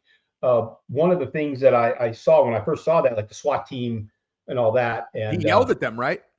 I understand he was unhappy with them because they knocked off at a certain time. They finished and they went home. And I understand that he was unhappy with that.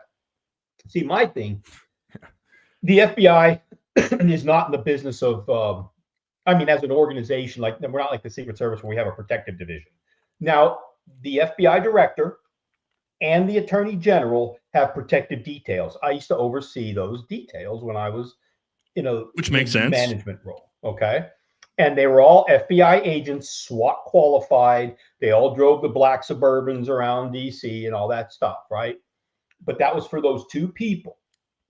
Yeah. And the FBI director has the ability to manage resources. And it comes down to this. Yes, you can, but should you? Mm-hmm. That's a good point. And this is where I think Kash Patel is getting himself in a bit of hot water. Flying around on the jets, he was the one criticizing Christopher Wray for doing it heavy on the front end. Now he's in doing it. Yep. And people, the American people will tolerate a lot. The American people hate a hypocrite. Yep. That's what I've always found, right? They'll tolerate a lot of BS, but they hate a hypocrite. And that's what it's starting to sound like. And when you're flying around to, whatever events, they go to, hey, he's a human being. He can go wherever he wants and do what he wants. But I'll tell you what, taking the G5 or whatever they're using now, it used to be G5, but taking the Bureau jet everywhere and then picking up your girlfriend and someplace he might be okay doing it under the broad interpretation of the policy. But should he do it? The answer is no. He's not on a strong enough ground level with the people of the United States or the people inside the Bureau, right? That's what I was going to ask next, Chris, is like, what does that look like? You're the director of the FBI. It pisses me off as an American citizen. And I know we all know what failed leaders look like when you're working under them and tutelage of them. That's got to just, I imagine, so discontent among the entire FBI below him. Like watching this guy do this, be like, hey, we're at work every day, working our asses off, and you're off doing this. You know, you're out in Vegas partying and, you know, flying your girlfriend to wrestling meets on the private jet. It just seems it's a lack of, Nate, it's a lack of awareness. It's a lack of professionalism, a lack of maturity. I mean, it's a lack of judgment, right? When you think about those things, well, I'm authorized to take the aircraft. That doesn't mean you have to. Yeah. Right. To me, it's like, hey, let's jump into Suburbans. If I got to go somewhere and you guys got to be in my hip pocket and we're going to drive here, I'd rather do an 8-hour drive in a couple of Suburbans and burn the gas if I must, rather than taking the G5 and doing that. If I've got to go. Louis Freeh was the director of the FBI. And I remember when I used to be in the Newark field office, there were a couple of times I'd be walking down out of the office to the parking garage, and Louis Freeh would be walking in with one dude. He used to travel with a retired agent, with his whole sole protective detail. I'd walk through I'd be walking into the parking garage, and he'd be coming through. I'd go, oh, hey, how you doing, Mr. Freeh? Oh, good. How are things? And nothing. He didn't want any of that shit. Now, after 9/11, though, I will tell you, after 9/11, Mueller didn't like it either, but they forced him to do it. Yeah, I could see that. Yeah, after 9/11 is when that really came around. They forced Mueller to start having the detail back, having all of his, minders and the security, because we had just had that attack. And I think it's just kind of carried through the years. But yeah, he shouldn't do it. To summarize, shouldn't be doing it. Bad call, bad look. And I wish he would reevaluate that. I don't want his girlfriend to be unsafe, but I think if you're a man of means, which I think he is, I would hire some private security and make sure that she's. If you were that concerned with it, yeah. No, I mean, this is a real straightforward problem solve. Is if you want your girlfriend to be safe, don't tell anyone she's your fucking girlfriend and she'll be safe. There's that. I don't know if you can hide that as effectively these days. But I'll tell you what. She lives in Nashville, correct? Yeah. Why don't you come live up here with me in DC? Well, no, that's what everybody's saying. Come live with me in DC. You can go to Nashville, back and forth, whatever, right? But there's a lot of different ways he can handle it. I think it's a bad look, though. I agree. With that. Yep. Okay, let me catch some more of these here. So President Nixon says Epstein is a good example of making it Democrats versus Republicans rather than elites, politicians versus the American people. Yeah. And loneliness and addiction are the number one killer to distract from corruption. I've said this. I keep saying this. It's like, as fun as it is to make fun of Trump and the Bubba and all this stuff going on, if all we're concerned with is Trump in the files or isn't he in the files, we're missing, like, we're not seeing the forest through the trees, guys. I've been saying that. Like, it's not about Clinton. It's not about Trump. It's about an entire apparatus that we would like to learn about, but, we talked about that before. I don't think we're going to learn anything. No. Yeah. No, and I'll tell you what, I wouldn't doubt it at all if there's another Epstein-like couple of operations going on around the globe right now.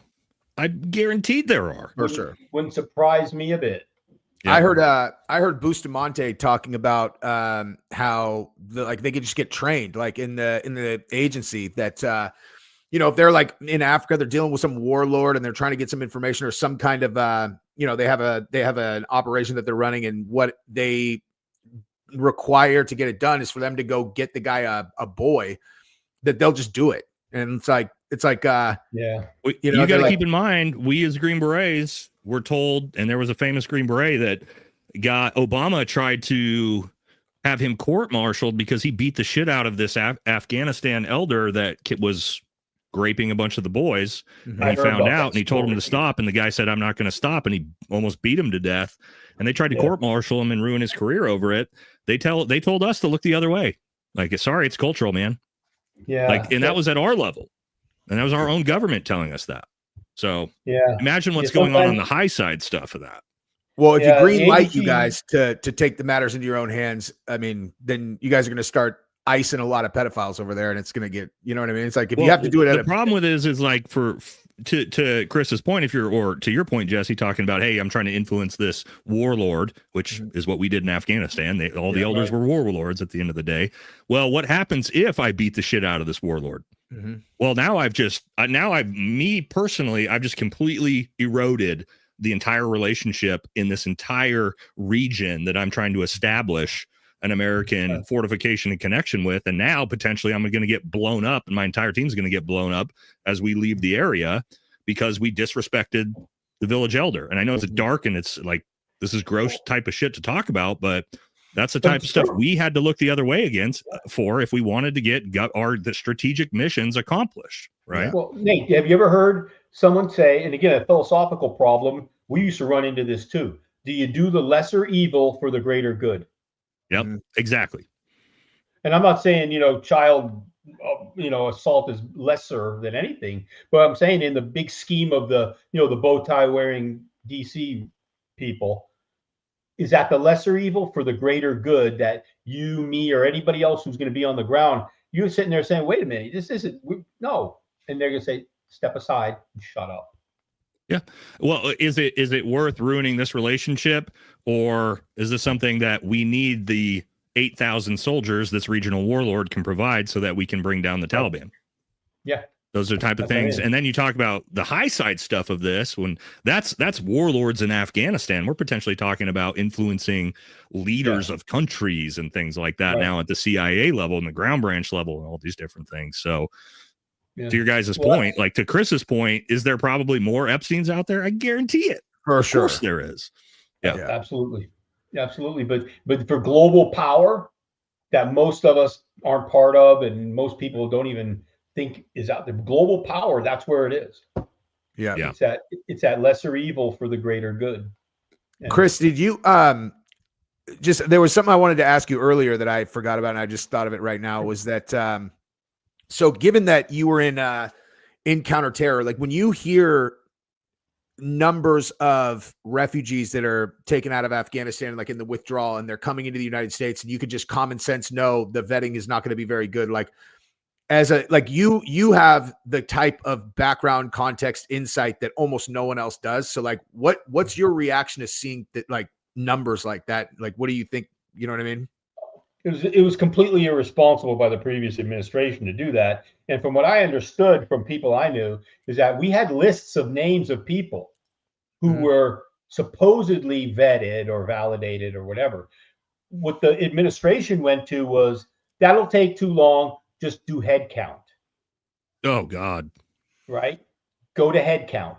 So if an aircraft, whatever you have was C-17, will hold X number of these people, we're not sitting here with a clipboard trying to do, hey, show me your ID and all this stuff.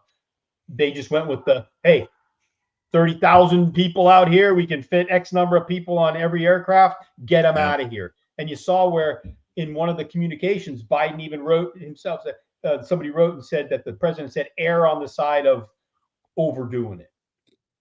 And part of the reason why we didn't get out all of the family members and a lot of the interpreters and the actual Afghan SF guys that worked with us is because of exactly what Chris just talked about, because the area got flooded and they stopped actually trying to, hey, all of the seats on this C-17 are going to the vetted Afghans that we have. And so a lot of those vetted Afghans never even got outside of the country because of exactly that, where we just said, funnel them all in, fit them on the jets. When I served as the director of the terrorist screening center for the U.S. government, and it was one of between us and National Counterterrorism Center, we were one of the primary validation, vetting, identity management operations that was put together after 9/11, because we were terrible at it before 9/11. And I know that they weren't checking people. I'll put it that way. They weren't checking folks, because I still hear from people. They weren't checking people. And how could you, when you have just a bum rush of people running up on you and you're saying, where's your ID? I have no ID. These people don't even know what their own birthday is. Right? That's actually true.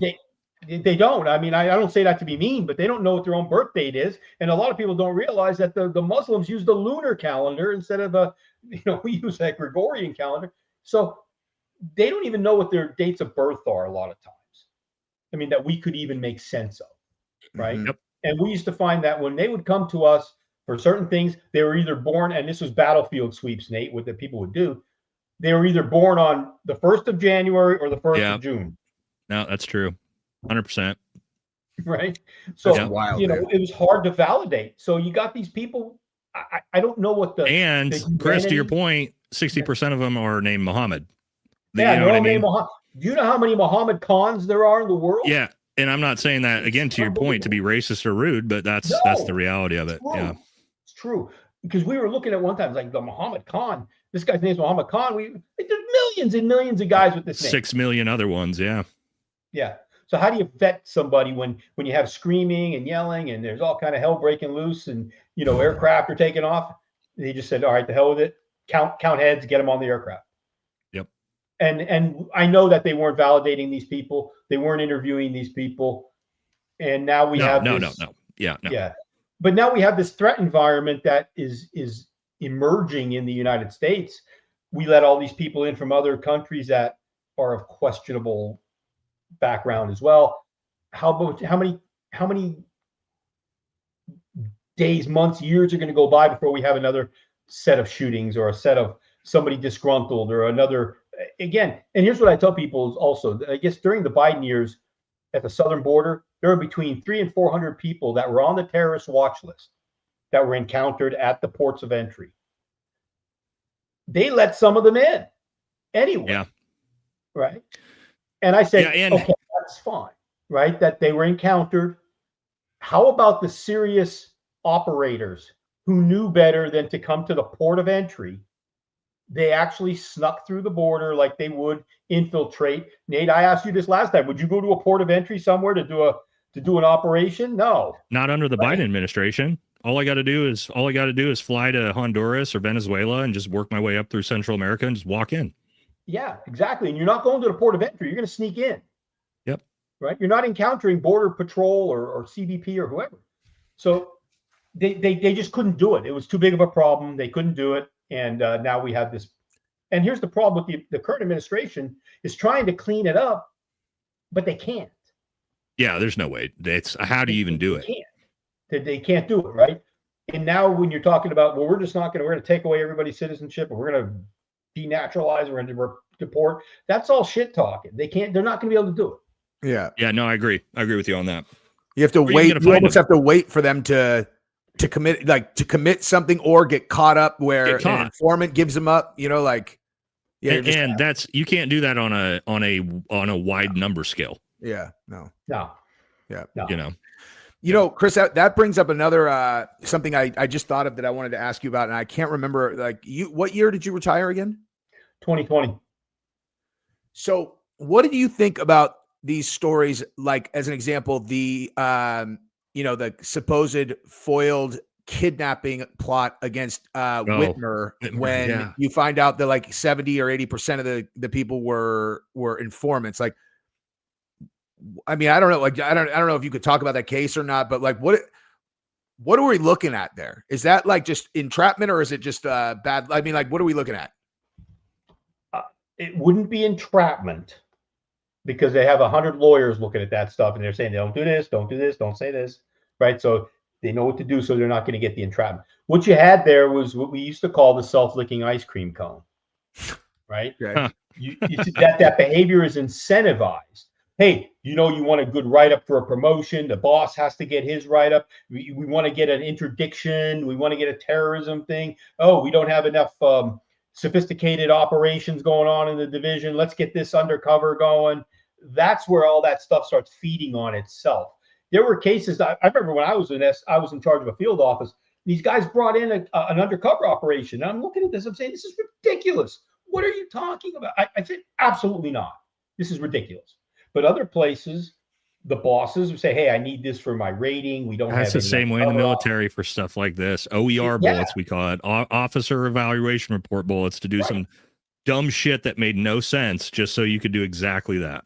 but that's where I think that Gretchen Whitmer thing, that thing grew into its own. It took a life of its own. You have a couple of kind of fat dudes who really probably couldn't effect a really good kidnapping or whatever they were going to do. And all the folks around them built this infrastructure and environment to kind of egg them on and coax them on. And then nobody in the bureau side was saying, hey, why don't we just go out and pimp slap a few of these guys and tell them, knock it off. We know what you're talking about. And these guys would have shit themselves and the whole thing would have went away. Mm-hmm. What happened to those guys? Did they get rung up? Like no, they got that shit got thrown out. It did. Yeah. Yeah. But here's the thing. We used to talk about a lot of these young Muslim guys. And people would be saying how they're, this, that, and the other are getting radicalized. And I used to say, look, these guys are one girlfriend away from being normal. Yeah, that's a great point. Yeah. They're one girlfriend away from being normal. The reason they're acting weird and they're into the Quran and they're doing all this stuff is because they don't have a girlfriend. A little bit of purpose, right? That's it. A little bit of purpose in their lives, and all of a sudden it changes. Yeah.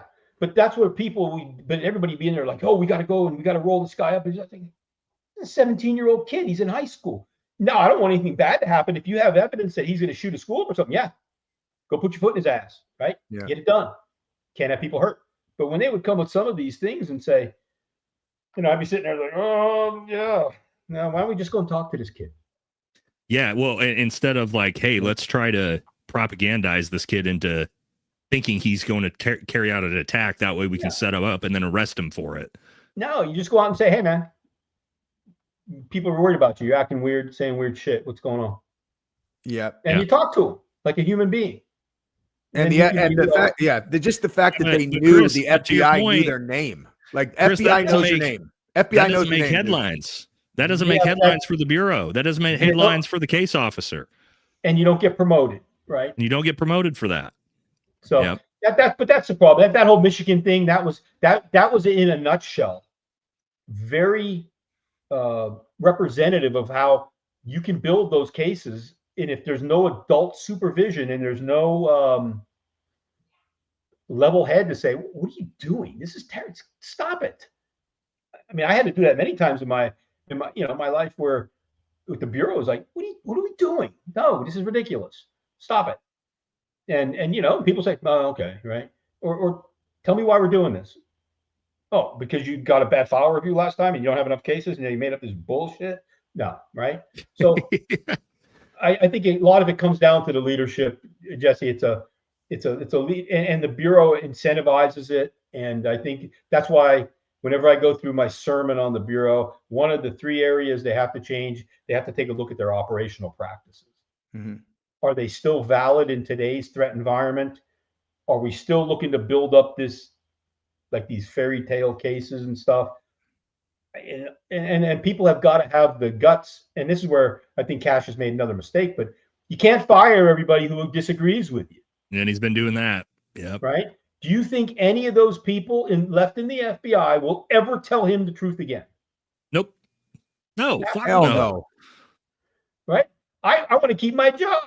I'm not telling you the truth. Especially when I fired you somebody. I watched you fire somebody that's been here for 18 years, which he just did. Yeah. That's a bad idea, boss. Okay. Next thing you know, you get a letter the next day saying, hey, pack up your shit and get out. Yeah. Great point. So Nate, I mean, when you were an SF dude and you guys all sat around and did your thing and say you disagreed with your officer. Yep. Happens all the time. It happens all the time. And you work it out. And I think they're losing the ability to do that at the bureau right now. And I think it's going to hurt them badly in the long run. I just looking at, I'm pretty good at sizing people up. Just kind of, if I've seen them talk a little bit, I can get a pretty good gauge on their personality. And I think Kash is much more prone to, like, he's a guy who's going to default to firing it's like an insecure thing. Like I was going to say, I think he's insecure. Yeah. I think that's what a lot of it comes from. And he shit cans him. Then he goes to Trump and he's like, look, we weeded out some bad apples at the bureau that were whatever. And Trump's like, okay, good job, Kash. Well, and to Chris's point, that's where the social media acceptance thing, so much of it, you can tell it's from an insecurity of like, I need people to think I'm doing a good job is what it seems like. How about this? How about you just do a good job? Yeah, yeah. Yeah, that makes it way easier, right? And to me, You it's just like, do a good job. yeah, I did something recently on my YouTube channel where I did one of those little green, like, what is that, green screen things or some shit you do. And Yeah. and I said, just stand and deliver, FBI. That's all. Yeah. Stand and deliver. No more social media, nothing else. Hey, we're gonna come in here. You know, the FBI, we're the biggest gang in town. We're gonna take these other gangs and we're gonna shit can them. When you're doing federal time, you don't come back. Right? Yeah. Just do it. Yeah. But they can't do it, man. They just can't help themselves. So It's better for the image of the institution to not be on there either. Like I remember when they did when the CIA was doing those like woke commercials. What the fuck was that? Yeah, it's like, what are you doing? I was watching. I was like, who is this for? Is this like, are you trying to just advertise to China that we are not the adversary you thought we were? Like, what the fuck is this? I am a second generation Mexican American who did not buy into the patriarchy. You're like, what the fuck? And I have depression and all this kind of shit. Yeah. Oh yeah. With an anxiety disorder. She said with an anxiety disorder. Oh my God. Hey, did you see the new Air Force hike video they put out? No, is it good? No, not yet. It's actually good, man. They do a good job. Yeah. It says this. It starts out right. It says, 80% of the earth is covered in water, 30% in land. 100% is the air, and we own it all. And all you see is American air power. Yeah, I like stuff like that. Yeah, yeah. And at the end, it just says, "Hey, man, aim high, Air Force." And I'm thinking, no wokeness, no social justice, no pronouns. Outstanding. Yeah, no quotas on jet pilots or fighter pilots. Well, Chris, and like me and my wife love to watch like movies from the 80s and 90s. And so many times, like, when the FBI shows up in the 80s and 90s, that's like the big dog, like nobody knows about the FBI. But when the FBI shows up, that's when the case is going to get solved. And like, it's like this highly respected institution, and you always have this, the cops are pissed off because now the big dogs are here, and that's here, like that's what the FBI used to feel like, right? Yes, and then like now you've got Kash Patel bitching at people for making fun of his girlfriend on Twitter, and it's like, what are we doing here? But the Bureau has lost a lot of its gravitas, right, through its own fault. A lot of it was just some of the buffoonery, bad decisions, mistakes made, amateurish shit. And now you got the director shows up at every meeting on TV, and he's wearing a sweat jacket with, he's wearing a windbreaker, like an FBI windbreaker. Everybody else is there in suits or in uniform or whatever. Yep. He shows up, and one of my friends, she was an agent, she retired, and I said, "Hey, what do you think about this?" She said, "He looks like a probationary agent, like a new guy trying to fit in." And that's terrible, but it's true. And but I'm thinking, you're the director of the FBI. There's an image. There's a brand, right? And think about it, Jesse. If I was to show up to your house, a couple of FBI guys or ladies, zipped up tight in suits, squared away, polite, saying, "Hey, Mr. Merle, this is what we got going on. We need to speak with you if you have time. We're from the Federal Bureau of Investigation. Can you help us?" Right? Yeah. I've seen some of the buffoonery on social media where people are showing up. They're dressed like they live just a bowling alley. They look terrible, unprofessional, and that's not the Bureau brand. And I wouldn't believe they were feds if they showed up dressed like that. I mean, no, you're thinking about like super nice suits, sunglasses, showing up to your door, knocking, stone cold faces, and you're like, "Oh shit, the FBI's here." Now you got Kash Patel showing up in his windbreaker, and you're like, "Who's this fucking clown?" Right. Yeah, hang on, I gotta take this. It's my girlfriend. It's my girlfriend. But they don't protect the brand anymore. Yeah. Right? Yeah. And one of the things I told the director before I retired, I had a meeting with Christopher Wray, and I said, "Look, you're the protector of the FBI brand, sir. Right? I spent 25 years under this brand." And I told him the two most basic currencies that the FBI operates on are its credibility and its competence. Yeah. The word of the FBI used to be pretty solid, and the competence was there, where if we weren't the best at something, we were pretty damn good at it. And now you just, a lot of that stuff, they're still good. I mean, they're still very good at things, but it's just people don't believe it anymore. Yeah. It's not, that's what I say. The perception, that's not the perception. Yeah.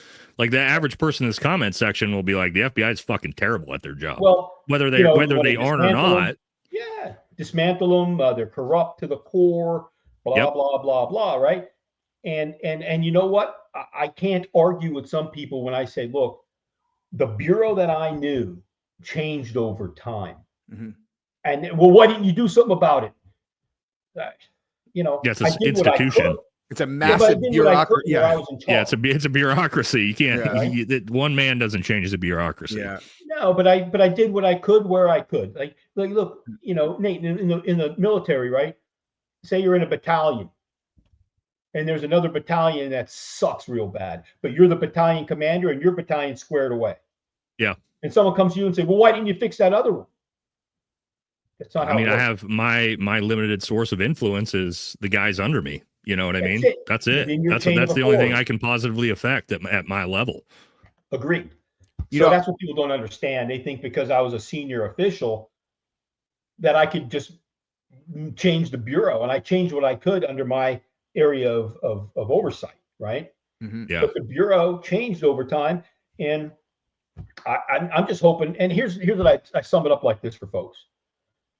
When the new leadership came in, Kash Patel and Dan Bongino, and now they got this third guy in there somewhere. I think what they're going to see is somebody's going to get shit canned, and that third guy is going to move into somebody's position here shortly. I agree. Probably right after it's coming too. Yeah, right after the holidays. But I told them I started out hopeful. Over the past few months, I became skeptical, and now in some areas, I'm a little fearful. Oof. Well, hearing you say that's not good, because that was going to be my next question for you, Chris. Yeah. Was like, how do they fix it? How do you fix? If Trump appoints you today and says, "Look, this is fucked up. How do we start to fix this? How do you even start to rebuild that credibility, rebuild that sort of, at least perceived competence from the American people?" Well, that's probably a hard question, but you got to rebuild a little bit of that credibility, like I talked about, right? Remember, Nate, when I was on your show and I said, first thing I would do is get up there with I'd be standing behind a podium with the AG talking about the Epstein files and say, "Hey, look, this was mishandled. We screwed up. Yes. Here's what we got now. We made some mistakes here. We were new. We didn't understand the scope of the problem, but I'm here to tell you now, this is what we're doing. This is what you're going to get. This is what you're never going to see some of this stuff because it's, just is what it is. And I will take questions. I'll take all the arrows and the friggin' throw the rocks at me and whatever, right? And then you move on. Okay. And then you start just changing again, my three things: leadership environment. You got to change the leadership environment. The culture of the FBI is deficient right now. Mm-hmm. And if you have a deficient culture in an organization, the organization can't function properly. I don't care what you do to it. You can buy all the new computers. You can buy all the bullshit you want. If you have a bad culture, can't win. You're going to have bad leadership if you have a bad culture.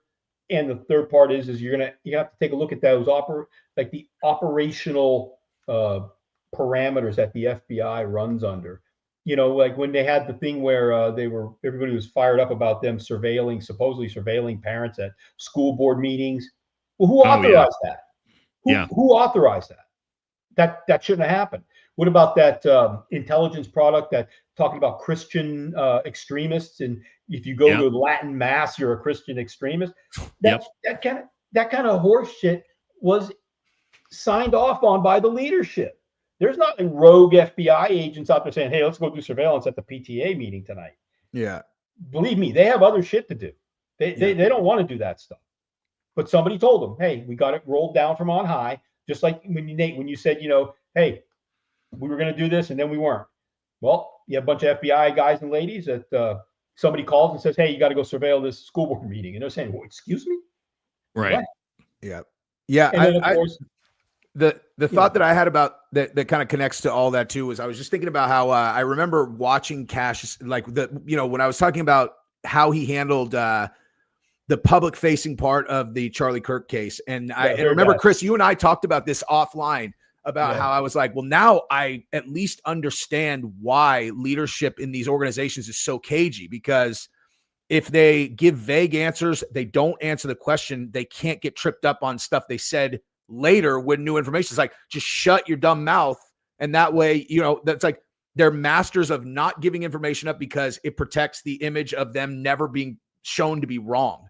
And it was like, that now made perfect sense to me from watching Kash do it incorrectly, that I realized what I had been looking at my whole life, not really understanding what they were doing. Because people think like the impression of the FBI is that they know everything and they're choosing not to share the information with us because they're not sharing information, when in reality, I'm sure in many cases they don't know either, but they're just not giving anything out because they don't want to get tripped up later.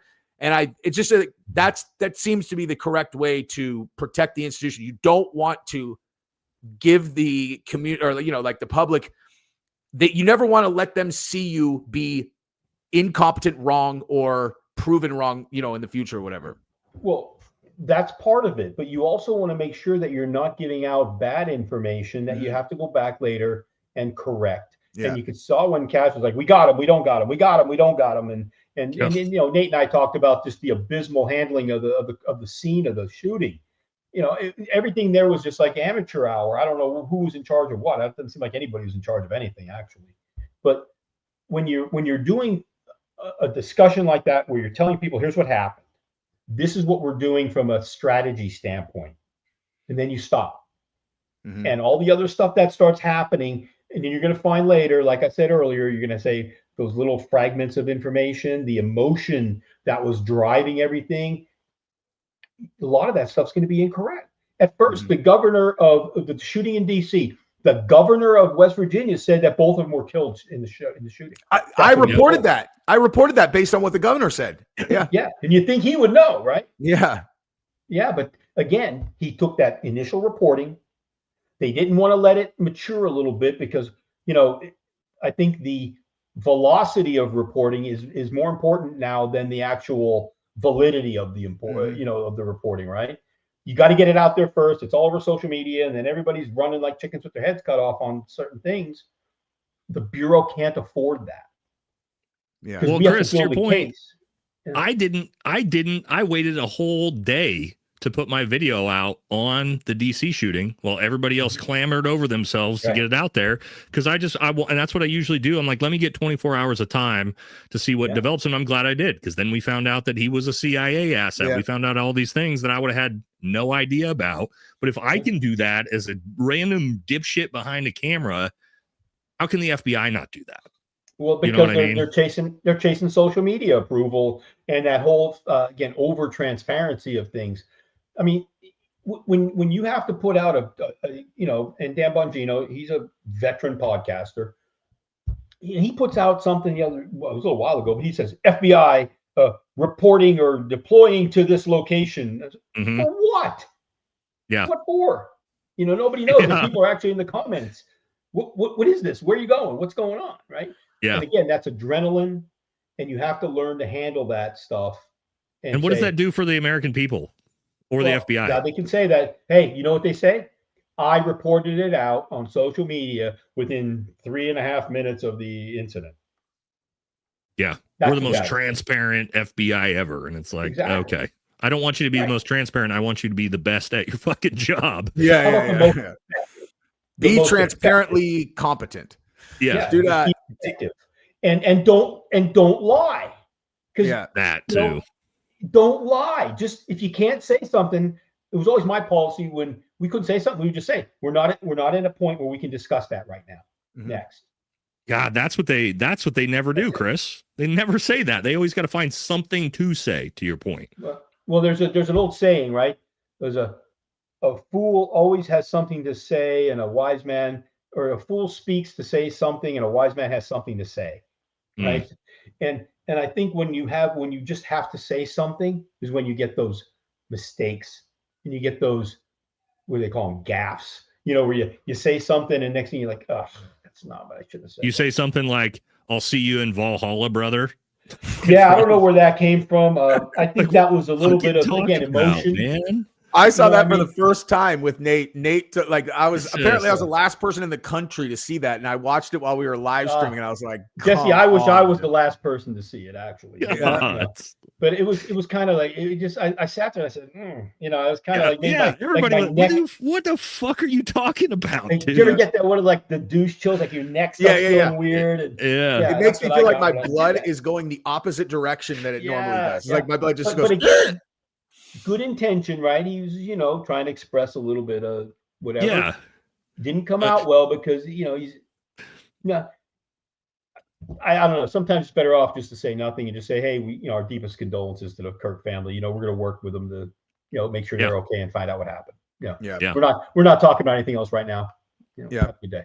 So I gotta jump here in 8 minutes. I just want to tell you. Let's just do as many super chats as we can. Yeah. Let me try. Let me see. Let me just do it like this. Like, since we got to go. Okay. So Barbara Child's coaching says, my hubby was stationed at Moody Air Force Base for 17 years. He was in for 26. In 2003, a bunch of Afghans were sent to MAFB for flight training. 3 went missing, never found. We always wondered about that. Super sus.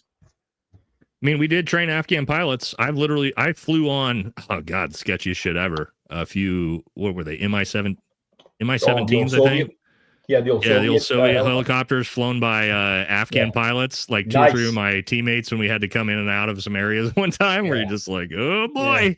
Yeah, we trained them. Yep. Yeah. Well, I'll tell you what else was interesting. People don't know this, but when they brought the Afghan refugees over to the United States, they had them at like Fort Dix, Fort Bliss, and other places. They were putting them in these kind of tent cities. Well, these people just started wandering off the base, and the folks who were there as their minders said, hey, you know, we can't do this. And they were told, you can't stop them. They're not detained here. So they just started wandering off the base, never to be seen again. I saw this one, and I actually wanted to, when I read this, I wanted to bring it up too, where it says, Dan Bongino said, we can't run a republic like this, then went silent. Yeah, I noticed that too, where, because everybody was speculating at the time, like, what's he referencing? You know, what I've seen has changed me forever, and we can't run a republic like this. And like, I don't know. I mean, like, some people disagree with me. Bongino does not strike me as a similar personality in any way to Kash Patel at all. I think he's like to me, I look at him and he's like a very, very different type of person than Kash. And, but he reports to him, which puts, you know, it's like the idea, like, honestly, that's how I think it's like the idea of Dan Bongino reporting to fucking Kash Patel. You're like, that feels backwards, dude. Yeah, to me, anyway. I'll tell you what, real quick on that. It does feel backwards. Yeah. Real quick on that. I don't think Bongino would have survived the confirmation hearing. I've heard that. He didn't even have to undergo the full security clearances and everything for that. Yeah, I don't know what they did for him, but I'm sure he might have gotten a couple of lick him and stick him type of things, right? I have heard that. Yeah, but I'll tell you this, you know, when you get into a position like that, and just based on some of the things I used to do, and a bunch of people come in and sit down and say, okay, sirs, this is what you're now responsible for. This is what you now cover. These things are going on right now. And they get a case of the holy shit for reals. Like, oh, I'm responsible for that. I think it gave them a different perspective as opposed to all the shit talking on the front end. You know, we're going to shut down the FBI headquarters. It's going to be a museum, blah, blah, blah, blah, all that stuff. Once you get a case of it for reals and you see what's going on, and it's probably scared them. Like, they're thinking, like, Kash was a low-level dude. Yeah. At DOJ. He was a low-level guy. So I don't know what he talks about all the stuff he used to do, but he's a low-level dude, right? And to get in there and all of a sudden you have all this stuff put on you as the FBI director and the number 2 in charge, I think it scared the shit out of him. Yeah. Hey, real quick, we got one of my buddies in the chat, Peaches, who pretends that he's an Air Force combat controller. He's really actually Air Force security forces. For everybody in the chat, do not let Peaches trick you into thinking he was actually a JTAC. Right. So I just wanted everybody to know that in the chat real quick. Fake CCT in the chat, by the way. But anyway, we love him regardless. Also, he's 4'8", so there's that. All right, let's keep moving. Okay, so we got one here that limited hangout, CIA tactics that dangles part of the truth and conceals the rest. Yeah, I don't know. They're professional bullshit artists. Mm-hmm. That's why we knew when we worked with them, we knew they were always lying to us. We knew it. Yeah, I never liked having those fucking dudes around in Afghanistan when they would show up either. They would never tell us the truth about anything. they always lied to us, and he used to kick my ass when they would not tell us their real names. I'm like, come on, man. I know your name's not, whatever. Yeah. They all use pseudonyms. Mm-hmm.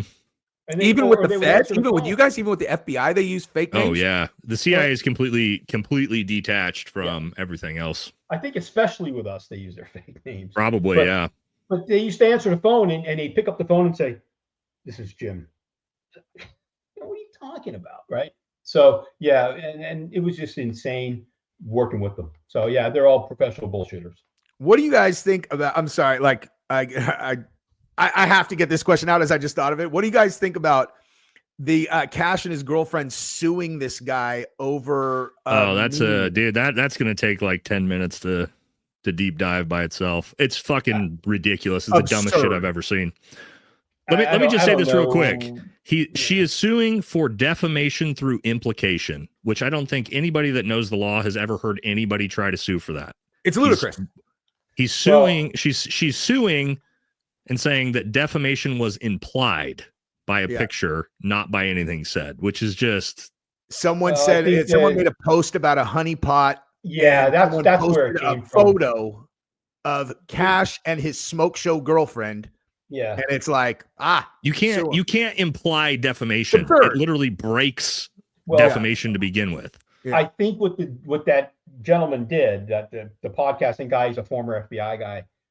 What he did was he implied that she was part of an operation by she's saying he implied. All he did was post a picture of them. He said no words. That's where the implication was. Now, it was in response to somebody's comment about her being a honeypot, but like, you don't get in defamation is very strict for public figures. I know it's almost impossible to win as a plaintiff. And like somebody posted a picture, like that's. Yeah, but I think they're just trying to bully. They're trying to bully him. I think they were just trying to stick a pin in it, where they were like, "Let it get out that we sued this person, and people will stop saying it publicly." Yeah. Or if they now, Kash has a prior relationship with that guy too. Right? I didn't know that. Kash has a prior relationship with this guy. That makes it more interesting. Job. So Kash really is behind the lawsuit then. What a weasel, dude. Yeah, but here's the thing. Even if this isn't going to go anywhere, I think Kash can make the process the punishment. Yeah, and that's what suing for defamation is all about most of the time, Chris. They almost never goes to trial, but you're using the process, money and resource, and all that. That's what it's all about. That's my guess. No, I think you're 100% right. That makes complete sense. So, and it'll give a lot of people pause for sure. Like if they've got to Chris's point, you can, as the plaintiff, you can make somebody invest $50,000 in legal fees and then just go, never mind, I'm dropping the case. Yeah, right. After you bled them of people have to mortgage their homes. The government is the best at it. Yeah. They bring you through a process that you've had to mortgage your home. You've had to do all this for legal. And then at the end of it, they'll say, yeah, we're not going to pursue this anymore. Never mind. After they just destroyed your life. Yeah, you drive it. King. Yep. I think you're 100% right on that. Yep. Yeah, hey, I hope you thought that meme was funny, guy. Hey, you like you like your new HELOC on your house, dude? Yeah, I mean, that's what they can do. That they can do that to you. So kind of terrible. Yeah. All right. Well, I got to jump. I got to take my family to a thing. We got to be there in 15 minutes. I apologize. This is awesome. Yeah. I could have done this for another 3 hours, but hell yeah, man. Always good to see you guys. Thank you guys for coming on. Hey, if I could ask for you guys' help and your audience, just started up my own YouTube channel. Oh, it's called Ordinary People 9513. All one word, Ordinary People 9513, where I give my opinions on things day to day and look at all the buffoonery that goes on. And love it if anybody can just stop by the channel and leave me a note, tell me if it sucks, what I can do better, or if you like what you see, it'd be awesome and I'd appreciate it. Dude, next time, Chris, you should host the stream on your channel only, and I'll join. I'm sure Nate would also, and then that way they'll have to come to your channel to watch. We can definitely get great. That. And Jesse, what I'll do is going together. Yeah, Jesse, I'll have to make sure I call you before I do that for tech support. I'll show you how to do it, dude. I'll show you how to do it. Yeah. Hey, so for all the chat, what I'll do, since Jesse asked, we got a ton of super chats we didn't get through. What I'll do is I'll launch a live right after this. You didn't, just like last time, if you didn't get your super chat read, because I got a little bit more time, you guys can jump in, read your super chats, and we'll go through them. How about I'm that? so sorry, you guys. Listen, whenever I stream, I'm telling Jesse. We keep telling Jesse to let me. me host because he keeps fucking everything up every time. It's so hard, dude. He refuses to do it. He's like, Nate, no, I'm not going to allow you to do it. And I'm like, okay, guy. He doesn't actually do that. Yeah, our next Thursday, I was like, please do it, dude. Like, it's too hard. So yeah, everybody, if you want to just migrate over, and we'll talk about some things. Chris, if you want to come on too, we can drag you right in there. We can get your YouTube channel linked if you want. Yeah. You know what, Nate? Give me about 2 minutes, and I'll. I don't know how to get to your. No, I'll just say it's the same way. I'll just send you a link. We'll restart a new one. Everybody that's in here, we'll just migrate over there. I'll have the stream up in like a minute, so we'll do that way. All right, guys. And hey, Nate, for your audience, tell them to ask me some tough questions about the FBI. All right, perfect. All right, guys. So basically refresh my channel in like a minute, and then we'll be right back at it. All right, guys. All right, guys. See you later. Yep. Out here.